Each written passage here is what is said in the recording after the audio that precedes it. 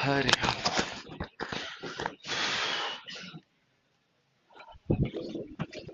हरे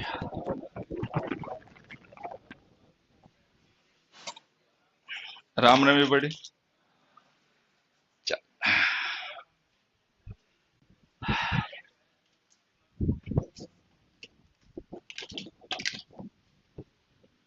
चलो, तो कल हमने टेंस में काफी यूजेस पढ़ लिए थे।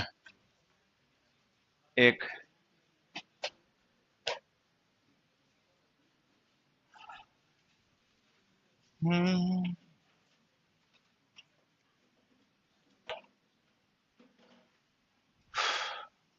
We received no news of him yet.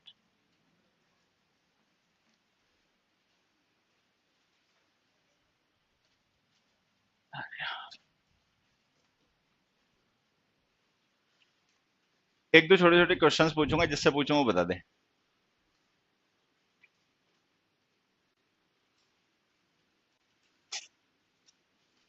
यही आजा। टॉमी, क्या नाम है पूरा? आजा मंदिर। ये बता बेटे, टेंस क्या होता है? हम्म। हाथ दे भाई। टेंस क्या होता है?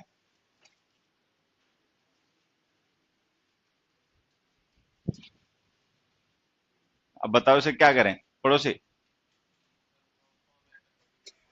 हाँ, वर्ब की फॉर्म जो टाइम के पर्टिकुलर पॉइंट को रेफर करे, ठीक है। आ, ये सेंटेंस पढ़ो और ये देखो, ये सही है गलत। देखो, एक आदत डाल लेना, इंग्लिश सीखना मुश्किल है नहीं, पता नहीं, मैं तो यही मानता हूँ लोग अपनी हरकतों की वजह से सीख या सिखा नहीं पाते। बाकी ये आसान है, जैसे बाकी सब्जेक्ट होते हैं वैसे यही है। अगर आप साइंस सीख सकते हो, मैथ सीख सकते हो, तो इसे भी सीख ही सकते हो, ठीक है। बस ये है कि थोड़ा सा या तो हम कमजोर पड़ जाते हैं चीजों को लेकर, ठीक है, या फिर सही सपोर्ट नहीं मिलता। जो भी वजह होती है, लेकिन लोग अपनी हरकतों की वजह से चूक जाते हैं सीखने से। बाकी ऐसा कुछ नहीं कि इंग्लिश बड़ी एडवांस लैंग्वेज है, बड़ी मुश्किल लैंग्वेज है, बाकी ये बहुत सरल लैंग्वेज है, ठीक है, सच्चाई है। दो काम करने हैं, मैंने पहले भी कहा होगा। एक तो जो यहाँ से पढ़ के जाते हो ना, वो बिना रिवीजन के आना नहीं है। मतलब उसको रिवाइज करो, वो आदत डालो शुरू में, तब तक आदत डाल लो जब तक कि वर्ब चैप्टर खत्म ना हो जाए। वर्ब चैप्टर खत्म करने में 5 या 6 हफ्ते लगते हैं टोटल, ठीक है। तो 5 या 6 हफ्ते तक ये आदत डाल लो कि जो भी पढ़ के जाते हो वो बिना रिवीजन के आओगे नहीं। रिवीजन करके आओगे ना तो वास्तव में इंग्लिश बहुत आसान है, सब कुछ लॉजिकल है यहाँ पे, और हर एक चीज समझने वाली, याद करने वाली नहीं है। और एक रीडिंग की आदत डाल लेना। मैं तो 7th 8th की बुक्स रिकमेंड करता हूँ, और वही पढ़ना, कोई दूसरी पढ़ना भी मत। प्राइवेट स्कूल्स की 7th 8th की बुक्स होती हैं, वो ले आओ। इसके अलावा कोई काम नहीं करना है, कोई प्रीवियस क्वेश्चन नहीं, कोई असाइनमेंट नहीं, कोई नोट्स नहीं, कोई बकवास नहीं, कुछ नहीं। बस ये दो ही काम करने हैं, जो पढ़ के गए उसको रिवाइज करके आना है नेक्स्ट डे। मतलब रिवाइज करने का मतलब यही है कि जैसे क्लास में समझाएगा उसी तरीके से हमें समझ में आता रहे, ऐसा ना हो कि आधा अधूरा हो जाए तब तक। और दूसरा, रीडिंग की हैबिट डालो, बहुत जरूरी होती है इंग्लिश सीखने के लिए। अब उसको देखो, उससे पूछो टेंस क्या है, तो उसको समझ में नहीं आ रहा क्या बोले। खैर, टेंस वर्ब की फॉर्म होती है जो टाइम के पॉइंट्स को रेफर करती है। ये रही वो वर्ब की फॉर्म जिसे हम टेंस कहेंगे, और ये रहा वो टाइम जिसे रेफर करने के लिए इसका यूज करना है। अभी जो टेंस हमने लिखा है, मतलब जो वर्ब की फॉर्म लिखी है, सेकंड फॉर्म है। अगर हम वर्ब की सेकंड फॉर्म लिख रहे हैं तो टेंस कौन सा होगा? पास्ट इंडेफिनिट होगा, ठीक है। अच्छा, वो जो टाइम हमने लिखा है तो उसका मतलब कोई बच्चा बताएगा? इसका मतलब क्या होता है? टिल ना होता है। येट का मतलब हो गया टिल नाउ। अच्छा, एक चीज बताना, ये जो हमने नाउ वर्ड यूज किया है जिसके थ्रू हम टाइम को रेफर कर रहे हैं, अगर हम नाउ लिख रहे हैं तो जिस टाइम के पॉइंट को रेफर किया जा रहा है वो प्रेजेंट होगा या पास्ट? कायदे से तो प्रेजेंट ही होना चाहिए, क्योंकि अगर पास्ट होता तो देन लिखना पड़ता। जो पास्ट या फ्यूचर के पॉइंट्स होते हैं उनके लिए हम नाउ की जगह यूज करते हैं देन। ये नरेशन में भी तुम लोग पढ़ते हो कि नाउ देन में चेंज हो जाता है। अगर हम नाउ लिख रहे हैं तो इसका मतलब जिस पॉइंट को हम रेफर कर रहे हैं टाइम के, वो प्रेजेंट है। अगर वो टाइम का पॉइंट प्रेजेंट है तो टेंस तो पास्ट इंडेफिनिट गलत हो गया, ठीक है। तो लो, ये तो पता चल गया कि गलत हो गया। अब इसे सही करना है, कैसे सही करें उसके लिए एक दो छोटी छोटी बातें और समझ लेना। ये जो वर्ड हमने टिल लिखा है ना, ये एक प्रेपोजिशन होती है जो टाइम के पॉइंट्स का रेफर करती है। टाइम के वो पॉइंट्स जहां पे जाके इवेंट्स कंप्लीट हो जाते हैं, फिनिश हो जाते हैं, मतलब डेडलाइन। तो टिल एक प्रीपोजिशन है जो टाइम के पॉइंट्स को रेफर करने के लिए लिखी जाती है, जैसे नाउ है ना, ये भी टाइम का एक पॉइंट है। तो इस प्रीपोजिशन का यूज करते हैं हम टाइम के उन पॉइंट्स को रेफर करने के लिए जहां पे जाके इवेंट से डेड हो जाते हैं। डेडलाइन जो होती है उसका बेसिक पर्पस होता है कंप्लीशन शो करना। फिर कल हमने पढ़ा पिछली क्लासेस में कि कंप्लीशन शो करने के लिए हमें परफेक्ट टेंस की वर्ब्स का यूज करना पड़ता है। तो सीधे शब्दों में बात ये निकल के आती है कि अगर हम टिल लिख रहे हैं तो इसका मतलब we are talking about the complete state of some action, कि हम कंप्लीशन शो कर रहे हैं। नाउ लिख रहे हैं तो इसका मतलब हम प्रेजेंट के टाइम में कंप्लीशन शो कर रहे हैं। अब कुछ बचा कहने को?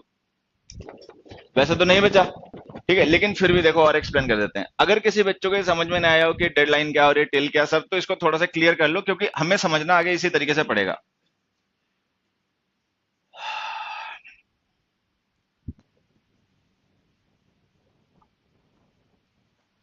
देखो ये जो टिल है, ठीक है, बाई है, टू है और अप टू है, ये प्रेपोजिशंस हैं।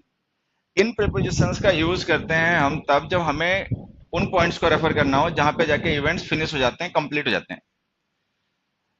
बस डिफरेंस इनमें ये होता है कि टिल और बाई का यूज करते हैं हम तब जब हमें किसी ऐसे पॉइंट को रेफर करना हो जो टाइम में है। टू अप टू का यूज करते हैं तब जब हमें किसी ऐसे पॉइंट को रेफर करना हो जो स्पेस में है। अब अगर ये टाइम और स्पेस परेशान कर रहा हो तो इसके लिए भी देखो एक एग्जांपल लिख देता हूं मैं। They worked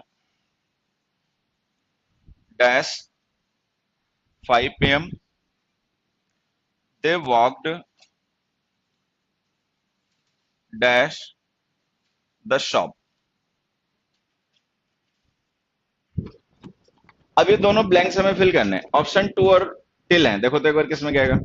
they work to 5 PM या till 5 PM? Till. And they walk dash the ship, shop है ये, sorry, they walk dash the shop, to या टिल? टू। ऐसा क्या क्या डिफरेंस है कि यहाँ पे टू लिख रहे हो और यहाँ पे टिल लिख रहे हो? 5 PM is the point of time, shop is the point of space, बस यही डिफरेंस है। अब ये स्पेस है, टाइम है, वो तो खैर एक चीज बात हो गई, लेकिन अगर हम इस वर्क को रिलेट करें इस प्रेपोजिशन से तो यहाँ पे एक चीज समझ में आएगी। ये पर्सन वॉक करता हुआ गया, जैसे शॉप आई खत्म, ये लोग काम करते रहे, जैसे 5 बजे खत्म। तो अगर हम टिल और टू लिख रहे हैं तो इसका मतलब हम ऐसे पॉइंट्स को रेफर कर रहे हैं जहां पे जाके इवेंट्स कंप्लीट हो जाते हैं, फिनिश हो जाते हैं। अच्छा, जो इवेंट्स कंप्लीट हो जाते हैं उनकी कंप्लीशन की स्टेट को शो करने के लिए वर्ब की परफेक्ट फॉर्म्स यूज होती हैं। फिर एक चीज सोचना, अगर परफेक्ट फॉर्म यूज होते तो ये हमने हेड वर्कड क्यों नहीं लिखा और ये हेड वर्कड क्यों नहीं लिखा? भाई अगर हमने ये पढ़ा कि कंप्लीशन शो करने के लिए परफेक्ट फॉर्म्स यूज होती हैं, तो यहाँ पे वर्कड हमने लिखा ना, इंडेफिनिट टेंस है ना, पास्ट परफेक्ट क्यों नहीं लिखा? ये कल पढ़ा था कि पास्ट परफेक्ट टेंस होता है वो रिलेटिव कंप्लीशन होता है, उसका यूज तब क्या करो जब टाइम पास्ट ऑफ पास्ट हो, ठीक है। क्योंकि ये रिलेटिव कंप्लीशन है नहीं, इसलिए हमने पास्ट इंडेफिनिट लिख दिया। पास्ट इंडेफिनिट टेंस भी कंप्लीशन ही शो करता है, ठीक है।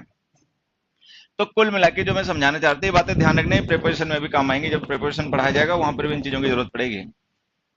तो ये जो टिल प्रिपरेशन होती है इसके थ्रू हम टाइम के पॉइंट्स को रेफर करते हैं, टाइम के वो पॉइंट्स जहां पे जाके कोई एक्शन कंप्लीट हो जाता है, जो एक्शन कंप्लीट हो जाते हैं वो परफेक्ट टेंस में लिखने पड़ते हैं। फिलहाल में यहाँ पे टिल के थ्रू हम रेफर कर रहे हैं टाइम के एक ऐसे पॉइंट को जो प्रेजेंट का है। प्रेजेंट के पॉइंट को अगर रेफर कर रहे हो टिल के साथ में, तो इसका मतलब जिस एक्शन को तुम लिख रहे हो वो प्रेजेंट परफेक्ट टेंस में लिखा जाएगा। तो आंसर तो ये है, we have received no news of him yet. अब एक चीज समझना यहाँ पे, अगर ये येट ना लिखा होता और केवल इतना लिखा होता we received no news of him, तो क्या सही होता है गलत? सही होता। टाइम डिसाइड द टेंस, ठीक है, टाइम डिसाइड करता है टेंस को। अगर हम येट ना लिखते तो वो हमारा सेंटेंस सही लिखा था, येट लिखा तो वो गलत हो गया। और ये येट का मीनिंग ध्यान रखना, येट का मतलब होता है टिल नाउ। अब एक चीज अगर तुमने कल से नोटिस किया, एक एग्जांपल और समझा देता हूं फिर उसके बाद बताता हूं। Don't scold him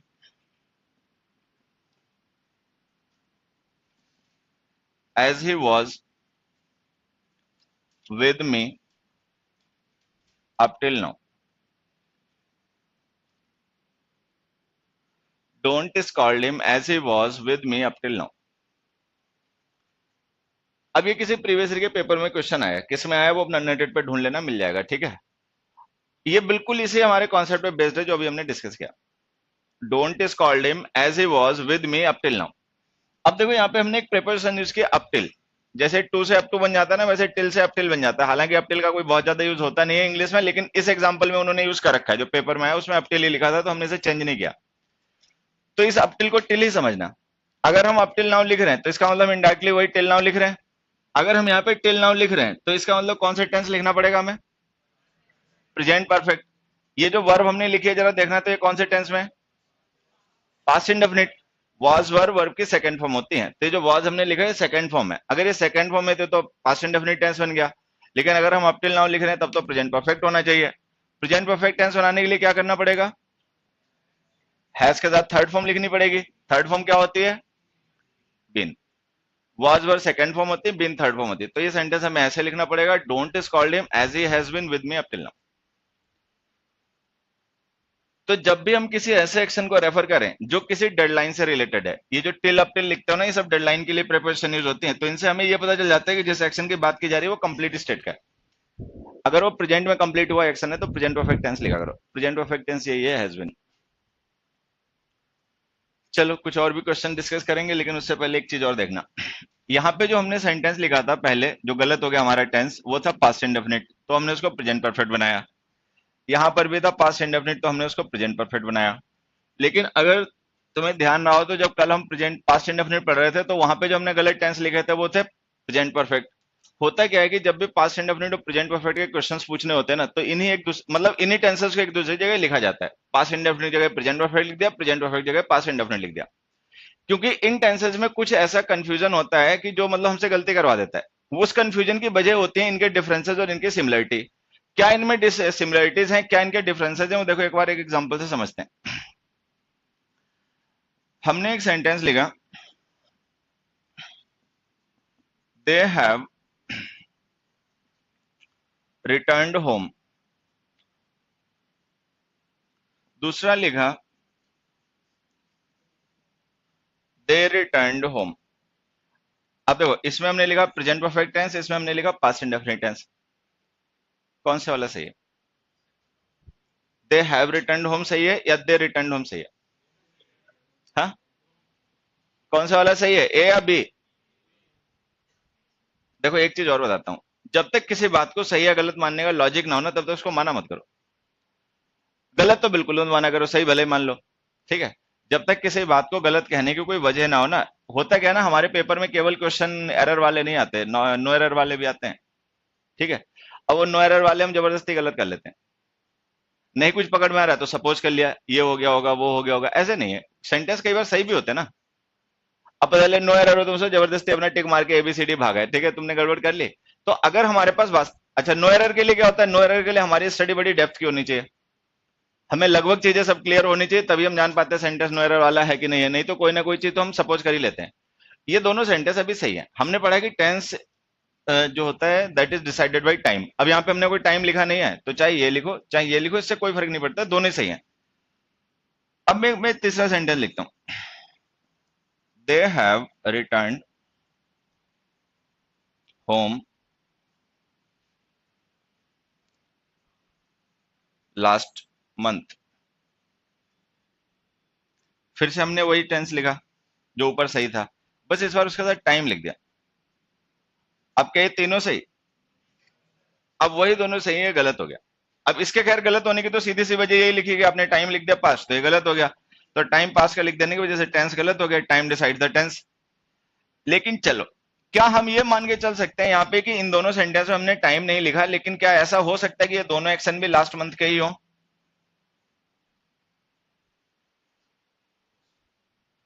they have return home लिखा, दे रिटर्न होम लिखा, हमने दोनों में टाइम नहीं लिखा। ठीक है? लास्ट मंथ लिखा, उसके बाद टाइम नहीं लिखा। ठीक है? मतलब हम ये मान के चल रहे हैं कि दोनों एक्शन पास्ट के हो। क्या ऐसा ये हो सकता है कि ये वाला एक्शन और ये वाला एक्शन दोनों ही पास्ट के हों और लास्ट मंथ के हों? हाँ, सोच के बोले एक बार। क्या ये एक्शन लास्ट मंथ का हो सकता है जो हमने ए ऑप्शन में लिखा? हाँ, ये वाला, ये तो हो ही सकता है। चलो एक छोटी सी चीज और पूछता हूं, बताना। जो भी हम प्रेजेंट परफेक्ट टेंस लिखते हैं, प्रेजेंट परफेक्ट टेंस में लिखा गया एक्शन का कभी प्रेजेंट का हो सकता है? क्या ऐसा पॉसिबल है कि जो हम प्रेजेंट परफेक्ट टेंस लिखें वो किसी ऐसे एक्शन के लिए हो जो प्रेजेंट का हो? हाँ, नहीं। क्योंकि अगर प्रेजेंट परफेक्ट टेंस में लिख रहे हो ना तो इसका मतलब एक्शन पास्ट का ही होगा, क्योंकि जिसका प्रेजेंट में कंप्लीशन है वो एक्शन मतलब पास्ट का होगा। तो यहाँ पे हमें समझना ये कि जो प्रेजेंट परफेक्ट और पास्ट इंडेफिनिट टेंस होते हैं वो दोनों ही पास्ट के इवेंट होते हैं, उनमें से कोई भी प्रेजेंट का इवेंट होता नहीं है। तो ये भी पास्ट का इवेंट है, ये भी पास्ट का इवेंट है। अब हमें ये सेट करना है कि जो प्रेजेंट परफेक्ट टेंस है वो कितने बैक पास्ट का होगा। एक दिन पुराना, 2 दिन पुराना, एक हफ्ता पुराना, 4 हफ्ता पुराना, कितना पुराना हो सकता है प्रेजेंट परफेक्ट टेंस है? फिर से समझ लें जो मैं कह रहा हूं। एक चीज तो समझ ही लेना कि प्रेजेंट परफेक्ट और पास्ट इंडेफिनिट दोनों एक्शन पास्ट के होते हैं, ठीक है। कोई भी एक्शन जो प्रेजेंट परफेक्ट में लिखा जा रहा है वो प्रेजेंट का कभी नहीं हो सकता, क्योंकि अगर वो प्रेजेंट का होगा तो उसका कंप्लीशन होगा जाके फ्यूचर में। अगर हम प्रेजेंट परफेक्ट टेंस लिख रहे हैं तो इसका मतलब एक्शन पास्ट का ही होगा। हमें पता ये करना है कि वो कितना पुराना हो सकता है पास्ट में। 1,000 साल पुराना, 10,000 साल पुराना, कितना भी हो सकता है, उसकी कोई लिमिट नहीं है। मतलब हम उसको डिफाइन नहीं कर सकते, आप उसको मैग्नीट्यूड में एक्सप्रेस नहीं कर सकते हो कितना पुराना होना चाहिए, वो कुछ भी हो सकता है। वो डिपेंड करता है इस बात पे क्या उसका प्रेजेंट से कोई रिलेशन है या नहीं। पास्ट में वो भले ही 1,000 साल पुराना हो, लेकिन अगर वो प्रेजेंट से रिलेटेड है, प्रेजेंट में उसका कोई भी रेलिवेंस है, तो फिर वो प्रेजेंट परफेक्ट में लिखा जाएगा। मैं जो इंडायरेक्टली कहना चाहता हूँ वो ये है कि जो हम पास्ट इंडेफिनिट टेंस यूज करते हैं, ये यूज होता है उन एक्शंस के लिए जो पास्ट के हैं, ये हमने कल भी पढ़ा था। अब जो प्रेजेंट परफेक्ट टेंस हम लिखते हैं, हमने कहा एक्शन वो भी पास्ट का ही होता है। जो हम प्रेजेंट परफेक्ट टेंस लिखते हैं, एक्शन वो भी पास्ट का ही होता है, लेकिन वो एक्चुअल में प्रेजेंट से भी रिलेटेड होता है। तो हम ये कहेंगे कि उसका टाइम जो होता है वो पास्ट प्लस प्रेजेंट होता है।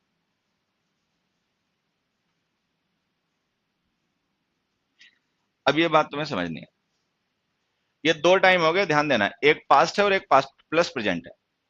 तो जो हम पास्ट इंडेफिनिट टेंस लिखते हैं वो एक ऐसा एक्शन होता है जो पास्ट के टाइम का होता है। अच्छा, पास्ट प्रेजेंट परफेक्ट जो हम लिखते हैं होता है वो भी पास्ट का है, लेकिन वो प्रेजेंट से भी रिलेटेड होता है और प्रेजेंट में उसका कोई ना कोई इंपैक्ट होता है। तो हम उसको पास्ट में जाके मैग्नीट मतलब नहीं उसको रिलेट करेंगे वो पास्ट से कितना पुराना है, हम उसको प्रेजेंट से रिलेट करेंगे। अगर वो प्रेजेंट से रिलेटेड है तो प्रेजेंट परफेक्ट टेंस में लिख दो, वो पास्ट का चाहे कितना भी पुराना एक्शन हो। अब देखो, मान लो कोई पर्सन है 10 साल पहले, 20 साल पहले अब्रॉड गया, ठीक है, और वापस आ गया वहां से।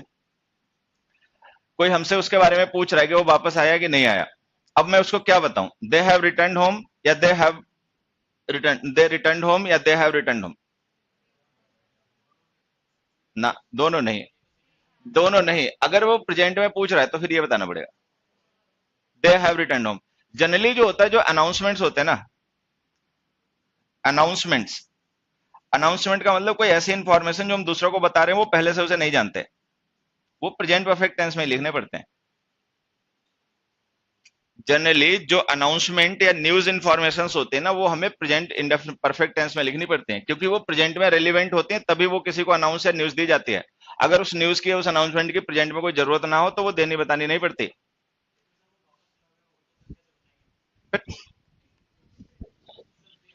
तुम उसके आने को बता रहे हो कि उसके जाने को बता रहे हो? अरे हद है। तुम एक चीज बताओगे ना, तुम या तो उसका वापस आना बताओगे या जाना बताओगे, और दोनों बताओगे तो दो अलग अलग सेंटेंस यूज करोगे।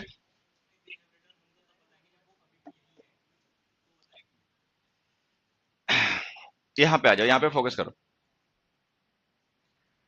आ, मैं फिर से एक बार बता रहा हूँ, जो न्यूज होती हैं, जो अनाउंसमेंट्स होती हैं, ऐसी इंफॉर्मेशन जो हमने लिसनर को फर्स्ट टाइम दे रहे होते हैं, जिसके बारे में उन्हें नहीं पता होता, ठीक है, तो उनको प्रेजेंट परफेक्ट टेंस में लिखा करो। वजह ये होती है कि जब भी हम किसी को कोई इंफॉर्मेशन, न्यूज या अनाउंसमेंट देते हैं तो उस समय उसकी जरूरत होती है जिस समय वो न्यूज दी जा रही होती है। किसी पर्सन ने तुमसे आगे पूछा वो वापस आ गया नहीं आ गया, ठीक है, अब तुम उसको ये बता रहे हो कि हाँ वो उस समय वही है, ठीक है। अब वो कब आया हमें उसको रेफर नहीं करना है, हमें रेफर करना है प्रेजेंट के टाइम को, कि प्रेजेंट में वो वहां पे अवेलेबल है, तो हमें प्रेजेंट परफेक्ट टेंस ही लिखना पड़ेगा। वो पास्ट में कब आया उस समय कोई लेना देना नहीं। तो वहां पे जो पास्ट का टाइम है वो हमारे लिए सेकेंडरी हो गया, हमारे लिए प्राइमरी हो गया प्रेजेंट का टाइम। अगर प्रेजेंट का टाइम प्राइमरी हो गया तो पास्ट का एक्शन भले ही हो, लेकिन हम उसको प्रेजेंट परफेक्ट टेंस में लिखेंगे।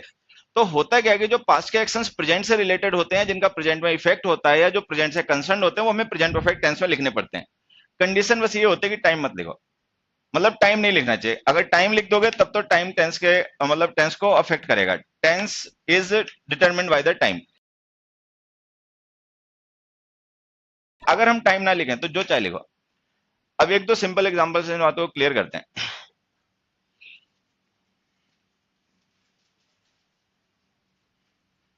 We are happy because our team won the match.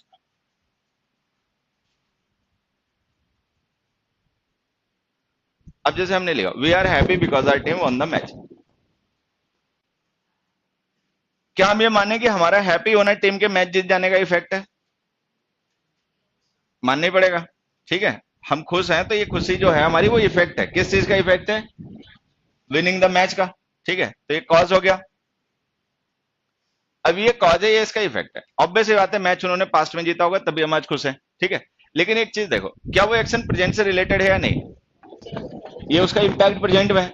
Past का कोई एक्शन अगर प्रेजेंट में इफेक्टिव हो, प्रेजेंट में उसका कोई लेना देना हो, ठीक है, प्रेजेंट में रिलीवेंट हो, तो उसको प्रेजेंट परफेक्ट टेंस में लिखा करो।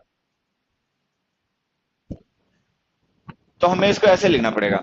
अच्छा, अब मान लो ये वी आर हैप्पी नहीं लिखा हुआ है, केवल सेंटेंस इतना लिखा था our team won the match, तो सही है गलत? तो सही है।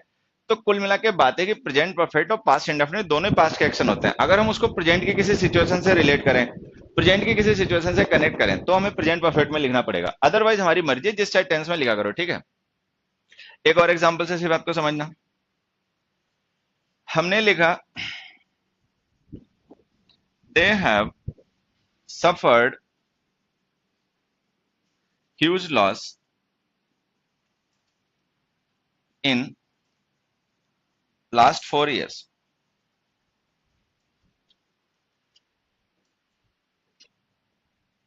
Recently, of late. ये जो ऑफ लेट होती है ना, एक टाइम की फ्रेज होती है। ऑफ लेट का मतलब, लेटली का मतलब, रिसेंटली का मतलब सेम होता है। इन तीनों के मीनिंग एक ही होते हैं। लेटली, ऑफ लेट और रिसेंटली, इनके मीनिंग सेम होते हैं। अब देखो, ये जो टाइम एक्सप्रेशन हमने लिखे हैं, जस्ट, जस्ट नाउ, येट, सो फार, टिल नाउ, बाय नाउ, इनका यूज हम करते हैं किसी ऐसे एक्शन को रेफर करने के लिए जो रिसेंट पास्ट में कंप्लीट हुआ है। मतलब रिसेंट पास्ट का मतलब ये होता है कि वो प्रेजेंट में इफेक्टिव होता है। तो उसके लिए हमें प्रेजेंट परफेक्ट टेंसेस का यूज करना पड़ता है।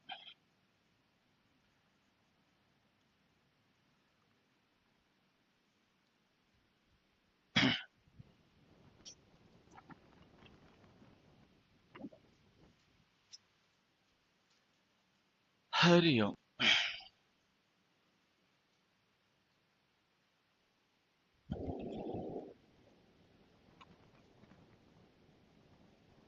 तो ये प्रेजेंट परफेक्ट का ध्यान रखना है। ठीक है, कि पास्ट प्लस प्रेजेंट जब भी हो तो प्रेजेंट परफेक्ट टेंस लिखा करो। ठीक है, इससे आगे थोड़ा सा बढ़ते हैं।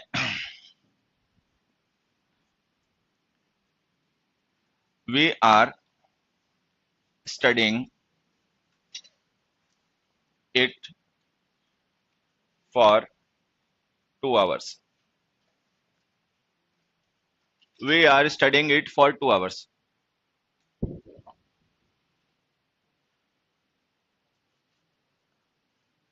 इससे आसान आएगा नहीं कोई example. We are studying it for 2 hours, कैसे सही करोगे? अब देखो, अगर हम फॉर 2 hours लिख रहे हैं तो इसका मतलब ये 2 hours के लिए एक्शन हो चुका है या नहीं? हो ही चुका होगा। ठीक है, तो अब अभी भी इनकम्प्लीट है। अभी एक्शन एक ऐसा है जो बेसिकली इनकम्प्लीट है, लेकिन इसमें 2 hours का कंप्लीशन है। अगर ये 2 घंटे के लिए कंप्लीट है, मतलब 2 घंटे का कंप्लीशन है, बाकी अभी इनकम्प्लीट है, तो इसके लिए हमें कौन सा टेंस लिखना चाहिए? परफेक्ट टेंस लिखना चाहिए, present perfect continuous. Present perfect continuous लिखोगे तो लिखना पड़ेगा हैव बीन। अच्छा, अगर ये फॉर 2 hours ना लिखा होता तो ये सही होता है गलत होता? केवल इतना होता वी आर स्टडिंग इट, तो सही होता। तो हमने पढ़ा कि जब हम किसी इनकम्प्लीट एक्शन के साथ में उसका pointed duration of time mention कर देते हैं, तो उस एक्शन का उतनी ड्यूरेशन के लिए कंप्लीशन हो गया होता है, जो हमें शो करना पड़ता है। बाकी वो एक्शन इनकम्प्लीट स्टेट का होता है जो आगे भी जारी रहेगा, तो वो भी शो करना पड़ता है। तो हम वहां पे लिखते हैं प्रेजेंट परफेक्ट कॉन्टिन्यूअस टेंसेस। तो अगर हम फॉर 2 hours ना लिखें तो वो सेंटेंस हमारा सही था, लेकिन अगर फॉर 2 hours लिख दें तो वो गलत हो गया। तो खैर, ये तो सिंपल एक क्वेश्चन था।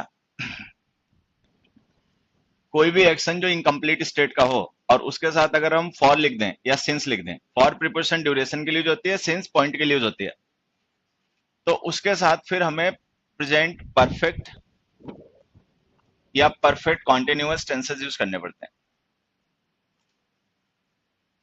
देखो ध्यान देना, ये कोई जरूरी नहीं कि हमेशा परफेक्ट कॉन्टिन्यूअस होगा। कई बार परफेक्ट भी हो सकता है। कब परफेक्ट हो सकता है वो अभी हम लोग डिस्कस करेंगे। तो कोई भी एक्शन जो इनकम्प्लीट हो उसके साथ उसका पॉइंट ऑफ टाइम या ड्यूरेशन ऑफ टाइम लिखा हो तो उसको परफेक्ट या परफेक्ट कॉन्टिन्यूअस टेंसेस में लिखा करो। पॉइंट ऑफ टाइम लिखोगे तो उसके लिए सिंस प्रिपोजिशन यूज करनी पड़ेगी, ड्यूरेशन ऑफ टाइम लिखोगे तो उसके लिए फॉर प्रिपोजिशन यूज करनी पड़ेगी।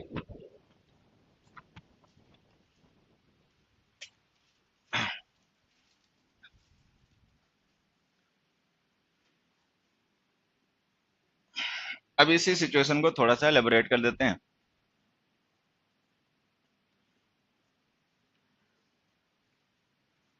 दे हैव बीन प्लेइंग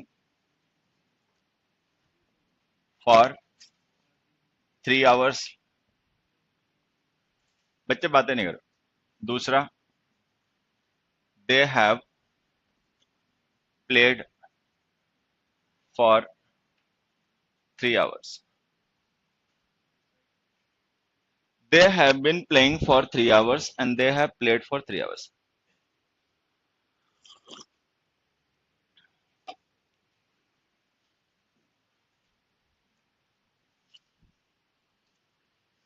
अब देखो इस सेंटेंस में हमने टेंस लिखा है, ये है परफेक्ट कॉन्टिन्यूअस।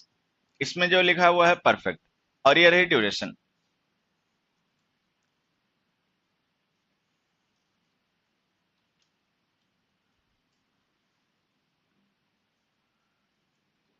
कौन सा सही? फर्स्ट है सेकंड? हाँ, दोनों सही है। आंसर तो खैर यही कि दोनों सही है। अब एक दूसरा क्वेश्चन, दोनों का मीनिंग सेम है या अलग अलग? हाँ, क्या अलग अलग है? कोई बच्चा बताए तो, कोई भी बताए जिसको समझ में आए।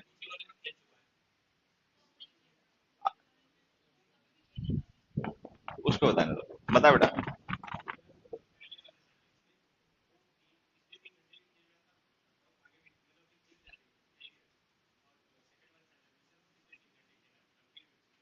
अब खेल रहे हैं या नहीं?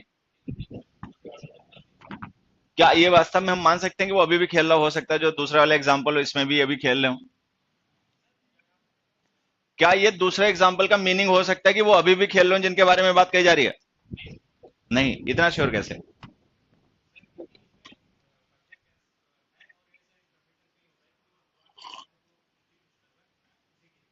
एक चीज बताऊं, हालांकि देखो बहुत सी बातें हम डिस्कस करते रहेंगे, लेकिन अगर काम की लगे ना तो इन्हें माना करो। लर्नर वो होता है जो वास्तव में चीजों को ये मान के चलता है कि there is always room at the top, कि टॉप पे हमेशा और इंप्रूव करने की और चीजें बेहतर होने की गुंजाइश रहेगी। अच्छा, जो ये मान लेता है नहीं कभी नहीं होगा, नहीं हमेशा ही होगा, ठीक है, ये गड़बड़ आदत होती है, खराब आदत होती है, ये सीखने वालों में नहीं होनी चाहिए। सीखने वालों के अंदर हमेशा डाउट रहना चाहिए, हमेशा, मतलब डाउट जो है ना वो कभी उनके दिमाग से बाहर जाने नहीं चाहिए, तो वो सीखेगा। इतनी जल्दी नहीं माना करो बच्चे, इनके दोनों के मीनिंग सेम है, दोनों के ही मीनिंग सेम है, ठीक है, दोनों ही अभी खेल रहे हैं। हालांकि मैं उस वाले मीनिंग को मना नहीं कर रहा कि वो खेलना बंद कर गया, लेकिन मैं अपनी बात प्रूव करना चाह रहा हूं। मैं ये कह रहा हूं कि इन दोनों का मीनिंग सेम है, ये भी अभी खेल रहे हैं और ये भी अभी खेल रहे हैं, ठीक है। देखो जैसे हमने लिखा they have been playing for 3 hours, ठीक है, तो इसका मतलब वो 3 घंटे से खेल रहे हैं, the action is going on still, ठीक है। अगर हम लिख देंगे दे हैव प्लेड फॉर 3 hours, वो 3 घंटे खेल चुके हैं, चौथा घंटा चल रहा है। भाई हमने किसी को 5 hours दिए कि 5 घंटे जाओ बाहर जाके खेल लो, ठीक है, उन्होंने अपने इस दिए गए टाइम में से 3 hours कंप्लीट कर दिए, and the fourth is going on. After the completion of fourth we shall say that they have played for 4 hours। 5 घंटे 4 घंटे खेल चुके हैं, अब उनका लास्ट आवर है वो चल रहा है। मैं फिर से कह रहा हूं, ये खराब आदत होती है कि तुम किसी चीज को बिना तर्क के सही मान लेते हो, बिना बात के गलत मान लेते हो। सोचो समझो, उसके बाद जो समझ में आए फिर निष्कर्ष निकालो। अच्छा, सोचने समझने के लिए थोड़े से फंडामेंटल बेसिक्स जानने पड़ते हैं, जो मैं कोशिश कर रहा हूं तुम्हें समझाने की, इनसे फायदा उठाना। तो मैं जो कह रहा हूं कि इन दोनों का मीनिंग सेम है, इन दोनों में से किसी का भी मीनिंग अलग नहीं है, दोनों सेंटेंस है, ये दोनों का मीनिंग सेम है। अभी भी हालांकि हो सकता है इसने सर तो हमें हिला दिया है, लेकिन हो सकता है अंदर से बात को भी ना मान रहा हो, ठीक है। हाँ,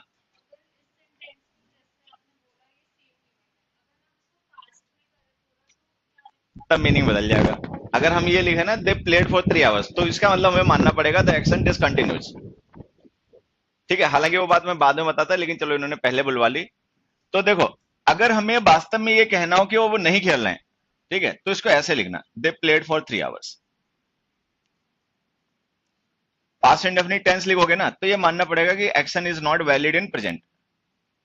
the action is not valid in present. ये जो तुम्हें भी मैंने पूरी कहानी समझाई ना, पास्ट प्लस प्रेजेंट, उसके पीछे लॉजिक भी यही था, क्योंकि हमें इस एक्शन को ना जस्टिफाई करना है। अब इसको हम जस्टिफाई तभी कर पाएंगे जब हमें बात समझ जाए कि प्रेजेंट परफेक्ट टेंस का मतलब पास्ट प्लस प्रेजेंट होता है। तो अगर हम प्रेजेंट परफेक्ट टेंस लिख रहे हैं तो इसका मतलब the action is valid in present as well. Action जो है वो प्रेजेंट में भी वैलिड है। अच्छा, अगर नहीं प्रेजेंट में वैलिड है तो वो ऊपर लिखा, दे प्लेड फॉर 3 आवर्स, उन्होंने 3 घंटे खेला, फिर बाद में अपने निकल गए। खैर चलो, ये बात दूसरी वाली मैं भी समझाता हूं, ठीक है। मैंने एक सेंटेंस लिखा, we dash him for 3 years, have been knowing, b have known, c are knowing, were knowing।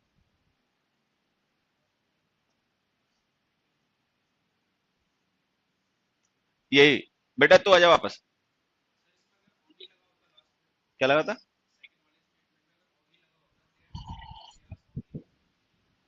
तो क्या फर्क पड़ता? और क्या, और क्या, और क्या। भाई मान लो तुम ओनली लिख दोगे तो इसका मतलब तुम उस बात को जिसको पहले नॉर्मली कहा जाता था अब स्ट्रेस करके कह रहे हो, तो उससे एक्शन की स्टेट पे फर्क नहीं पड़ेगा ना। ओनली जो होता है वो एक्शन की स्टेट को नहीं इफेक्ट कर सकता ना, वो केवल तुम्हारे अपने पर्सनल स्ट्रेस को इफेक्ट कर सकता है ना, कि किसी बात को तुम नॉर्मल वे में कह रहे हो, स्ट्रेस के साथ कह रहे हो, उससे एक्शन की स्टेट थोड़ी चेंज हो जाएगी। ओनली लगा देते हो तो एक्शन कंप्लीट हो जाता है। नहीं, ओनली ओनली का पर्टिकुलर फंक्शन क्या होता है? ओनली इंटेंसिफायर है ना, किसी बात को इंटेंस करने के लिए यूज किया जाता है, तो उसका एक्शन की स्टेट थोड़ी बदल देगा। भाई ओनली लिख देने से जो बात तुम नॉर्मल कह रहे थे वो स्ट्रेस हो जाएगी, कि केवल 3 ही घंटे खेले, 5 या 6 नहीं खेले, लेकिन इसका मतलब ये कहां हो गया, एक्शन कंप्लीट हो गया। यही वापस आ बेटा, इसका आंसर होता है इसका। हाँ, we dash him for 3 years, have been knowing, have known, are knowing, were knowing. हाँ, क्या? A option? फिर तू कुटेगा भी, समझा? बट पड़ोसी जगह अपना। हाँ, हाँ, पड़ोसी बी। देखो, अगर तुम लोग नहीं जानते, ये तो पता होना चाहिए तुम्हें पहले से। देखो मैं यहाँ पे एक चीज समझाता हूँ। जैसे हमने पढ़ा कि वर्ब्स जो होते हैं ना, वो ऐसे वर्ड्स होते हैं जो किसी एक्शन को रिप्रेजेंट करते हैं। एक्शन का मतलब समझना। एक्शन का मतलब जैसे हमने लिखा ईटिंग, ईट हमने लिखा, जैसे ईट है, ईट वर्ड एक्शन है, तो ये वर्ब हो गया, ठीक है। या हमने लिखा रेन, बारिश होना भी, ठीक है। या फिर हमने लिखा ये नो। अब ये जो एक्शंस होते हैं जिनको हम वर्ब के थ्रू रिप्रेजेंट करते हैं, जिन्हें हम कहते हैं कि एक्शन है, इनकी कैटेगरी देखना। ईट जो वर्ड है ना, इसमें कोई ना कोई डूअर होता है, खाने वाला जो काम करता है, तो ये वर्ब डूइंग एक्सप्रेस कर रही है। रेन में कोई डूअर होता है जो बारिश करता हो? नहीं होता, तो ये वर्ब हैपनिंग एक्सप्रेस कर रही है। तो एक्शंस होते हैं दो तरीके के, एक वो जिनमें कोई डूअर होता है जो उन्हें परफॉर्म करता है, और एक ऐसे जो अपने आप होते हैं। वो जो नो वर्ब है वो देखो क्या है, डूइंग है, हैपनिंग। अरे भैया, जो नो वर्ब है वो डूइंग है या हैपनिंग है? कुछ नहीं है ना, कुछ नहीं है। नो वर्ब ना तो डूइंग है ना ही हैपनिंग है, वो हमारी मेंटल स्टेट है। तो जब हम डूइंग और हैपनिंग की बात करते हैं तो ये एक्शन होते हैं। लेकिन कुछ वर्ब्स ऐसी होती हैं जो एक्शन नहीं, स्टेट डिस्क्राइब करती हैं, इन्हें हम कहते हैं स्टेटिव वर्ब्स। तो कुल मिला के हमें यहाँ पे समझना ये है कि वर्ब्स को हम दो कैटेगरीज में रखते हैं, एक वो जो एक्शन के लिए यूज होती है, एक वो जो स्टेट के लिए यूज होती है। एक्शन का मतलब होता है कुछ करना या कुछ होना। मान लो बारिश हो रही है, समथिंग इज गोइंग ऑन, कोई काम अपने आप हो रहा है, तो फिर हैपनिंग। कोई किसी काम को कर रहा है, मान लो हम लोग पढ़ रहे हैं, तो वी आर डूअर, हम डूअर हैं, तो इट इज डूइंग। लेकिन कुछ वर्ब्स ऐसी भी होती हैं बच्चे, जो ना तो डूइंग होती है ना हैपनिंग होती है, वो स्टेट डिस्क्राइब करती हैं, मतलब वो एक्शन नहीं होती, स्टेट होती है। नो वर्ब जो है वो हमारी मेंटल स्टेट है। अगर मान लो मैं कोई बात जानता हूं, तो ये कोई एक्टिविटी थोड़ी है जो मैं परफॉर्म कर रहा हूं, और ना ही मेरे साथ कुछ हो रहा है। तो किसी बात को जानना नहीं जानना कोई एक्शन नहीं है, जानना नहीं जानना मेंटल स्टेट है। I know something means I have got in my mind, मेरे दिमाग में कोई बात है तो मैं उसको जानता हूं, नहीं है तो मैं नहीं जानता, तो ये हमारी मेंटल स्टेट है। ये एक्शन तो है ही नहीं। अब हमने पढ़ा कि कॉन्टिन्यूअस टेंस का यूज हम तब करते हैं जब हमें इनकम्प्लीशन शो करना हो। इनकम्प्लीशन शो करने का मतलब ये होता है कि एक्शन एक पॉइंट ऑफ टाइम पे स्टार्ट हुआ, दूसरे पॉइंट ऑफ टाइम पे खत्म होगा, उन दोनों के बीच में कहीं है। ऐसा कब पॉसिबल है? जब वो कोई एक्टिविटी हो, मान लो कोई काम हम कर रहे हैं, कोई काम हो रहा है, तो उसको होने करने में टाइम लगेगा, तो कॉन्टिन्यूअस टेंस बन जाएगा। लेकिन अगर ये वर्ब जो हम लिख रहे हैं वो स्टेट हो, तो उसका कॉन्टिन्यूअस टेंस बनेगा ही नहीं। ये वर्ब का कॉन्सेप्ट है। टेंस में थोड़ा सा इसका इतना ही रेफरेंस आता है जो मैं समझा रहा हूँ, बाकी वर्ब में ये डिस्कस किया गया है डिटेल में। तो जो नो वर्ब होते हैं ना, ये हमारी मेंटल स्टेट डिस्क्राइब करती है, इसका कॉन्टिन्यूअस टेंस नहीं बनता। जिनका कॉन्टिन्यूअस नहीं बनता उनका परफेक्ट कॉन्टिन्यूअस भी नहीं बनता।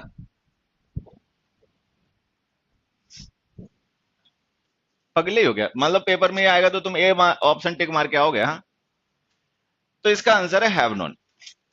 Have known. एक दूसरे एग्जांपल से समझा देता हूं, उससे समझ।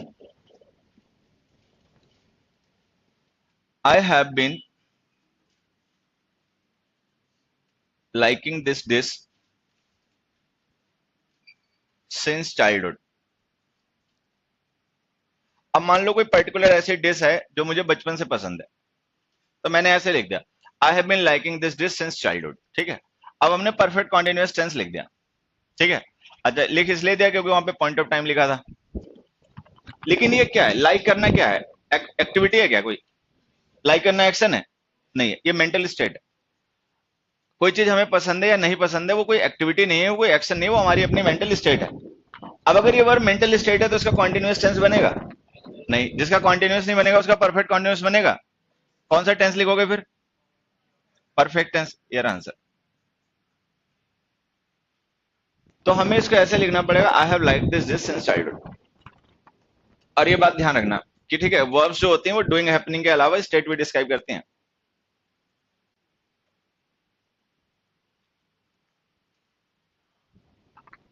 खैर, अब आते हैं उस बात पे जिसको हमें समझना था। ठीक है, अब जैसे हमने लिख दिया we have known him for 3 years, तो इसका आंसर ये हो गया कि मतलब हम उसको 3 साल से जानते थे, अब नहीं जानते। ये अगर हम ये परफेक्ट टेंस लिख रहे हैं तो इसका मतलब क्या मानोगे, अब हम उसे जानते हैं या नहीं जानते? अभी भी जानते हैं, कायदे से तो यही मानना चाहिए। या मान लो थोड़े समय के लिए हम ये मान लेते हैं कि हैव नोन जो हमने परफेक्ट टेंस लिखा है, इसका मतलब अब हम उसे नहीं जानते। अगर अब हम उसे नहीं जानते तो हमें पता कैसे वो है कौन? भाई जब तुम जानते नहीं तो तुम्हें क्या पता हिम कौन है कौन नहीं है। ठीक है, तो एक कॉन्सेप्ट गलत हुआ। दूसरा, मान लो अगर हम इसका मतलब ये मान लें कि हाँ इसका मतलब वास्तव में ये कि अब हम उसे नहीं जानते, और कोई पर्सन ऐसा हो जिसको हम आज भी जानते हो 3 साल से, तो ये बात बताओगे कैसे? उसके लिए परफेक्ट कॉन्टिन्यूअस टेंस यूज करना पड़ेगा। इस वर्ब का तो परफेक्ट कॉन्टिन्यूअस बनता नहीं है, तो इस बात को कैसे बताओगे? कोई पर्सन जिसे तुम 3 साल से आज भी जान रहे हो और उसको लेकर ये बात तुम्हें बतानी हो, तो बता पाओगे या नहीं बता पाओगे? फिर तो बता ही नहीं पाओगे। अरे बात तो सुना, अगर पगला है क्या?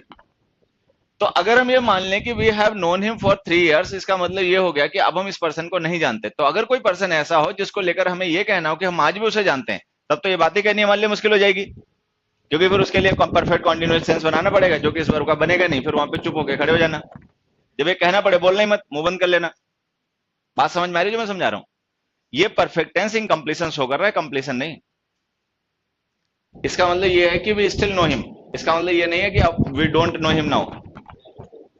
तो परफेक्ट टेंसेस जो होते हैं, अगर हम उनको ड्यूरेशन के साथ लिखकर यूज करते हैं तो वो कंप्लीशन के बजाय इनकम्प्लीशन भी शो करते हैं, लेकिन केवल तब जब उनके साथ ड्यूरेशन लिखियो। अब सोचने वाली बात है कि अगर ये कंप्लीशन शो कर, इनकम्प्लीशन शो कर रहा है, तो हम परफेक्ट टेंस लिख क्यों रहे? क्योंकि परफेक्ट टेंस तो कंप्लीशन शो करने के लिए होता है। एक्चुअल में ये कंप्लीशन एक्शन का नहीं है, टाइम का है। टाइम कंप्लीट हुआ है, एक्शन नहीं कंप्लीट हुआ। मैंने कहा ना, मान लो हमने किसी को 5 आवर्स अलॉट किया कि जाओ 5 आवर्स में खेल लो। ठीक है, और ये जो हमने उसको टाइम दिया ना 5 आवर्स में, उसमें से इसने इतना टाइम अपना स्पेंड कर लिया। तो ये जो हम परफेक्ट टेंस लिख रहे हैं, ये perfect tense completion of action नहीं है, ये कंप्लीशन ऑफ टाइम है। ठीक है, they have played for 3 hours and the 4th hour is going on. And when we say they have played for 4 hours, it means the 5th hour is going on. तो ये जो हमारे perfect tenses होते हैं, जब हम इनको duration के साथ में लिखते हैं तो ये इनकम्प्लीशन भी शो करते हैं। ठीक है, जब, और ये इस तरीके के एग्जांपल्स इतने कॉमन होते हैं, ये एग्जांपल्स तो सारे बच्चे पढ़ते लिखते हैं जो पेपर देते हैं, उनको ये बात क्लियर हो जानी चाहिए यहाँ से। लेकिन खैर फिर भी हम इतना चीजों को जोड़ के पढ़ते नहीं, हम बिखरी बिखरी चीजें ही पढ़ते रहते हैं। ठीक है, जब ये बात तुम्हें समझ में आ जाएगी देखो फिर से बता देता हूं, जब हम परफेक्ट टेंस के साथ ड्यूरेशन लिखते हैं तो वो कंप्लीशन टाइम का होता है, ठीक है, और जब हम परफेक्ट कॉन्टिन्यूअस टेंस लिखते हैं तो वो इनकम्प्लीशन एक्शन का होता है। जब ये सारी बातें समझ में आ जाएंगी तो मैंने यहाँ पे क्वेश्चन लिखा, ये पेपर में आया, वैसे बैंक के पेपर का क्वेश्चन है, we are free for 70 years but we are still economically backward. We are free for 70 years but we are still economically backward.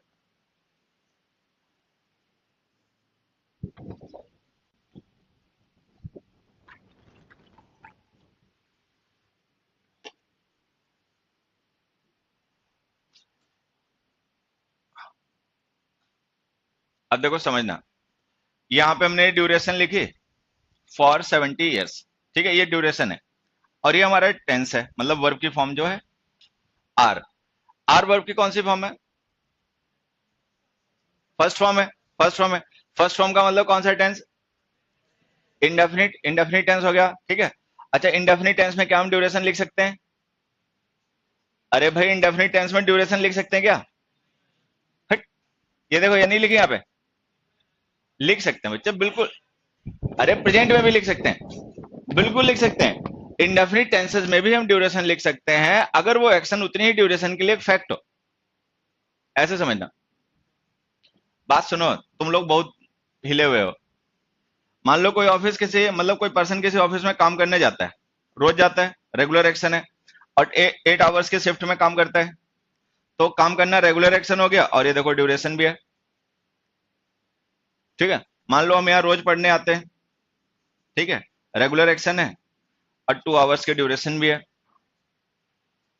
मान लो कोई पर्सन रोज सोता है, मान के लिए वो तो हर कोई सोता है, ठीक है, तो वो 6 घंटे सोता है, तो ये देखो रेगुलर एक्शन है, ड्यूरेशन है।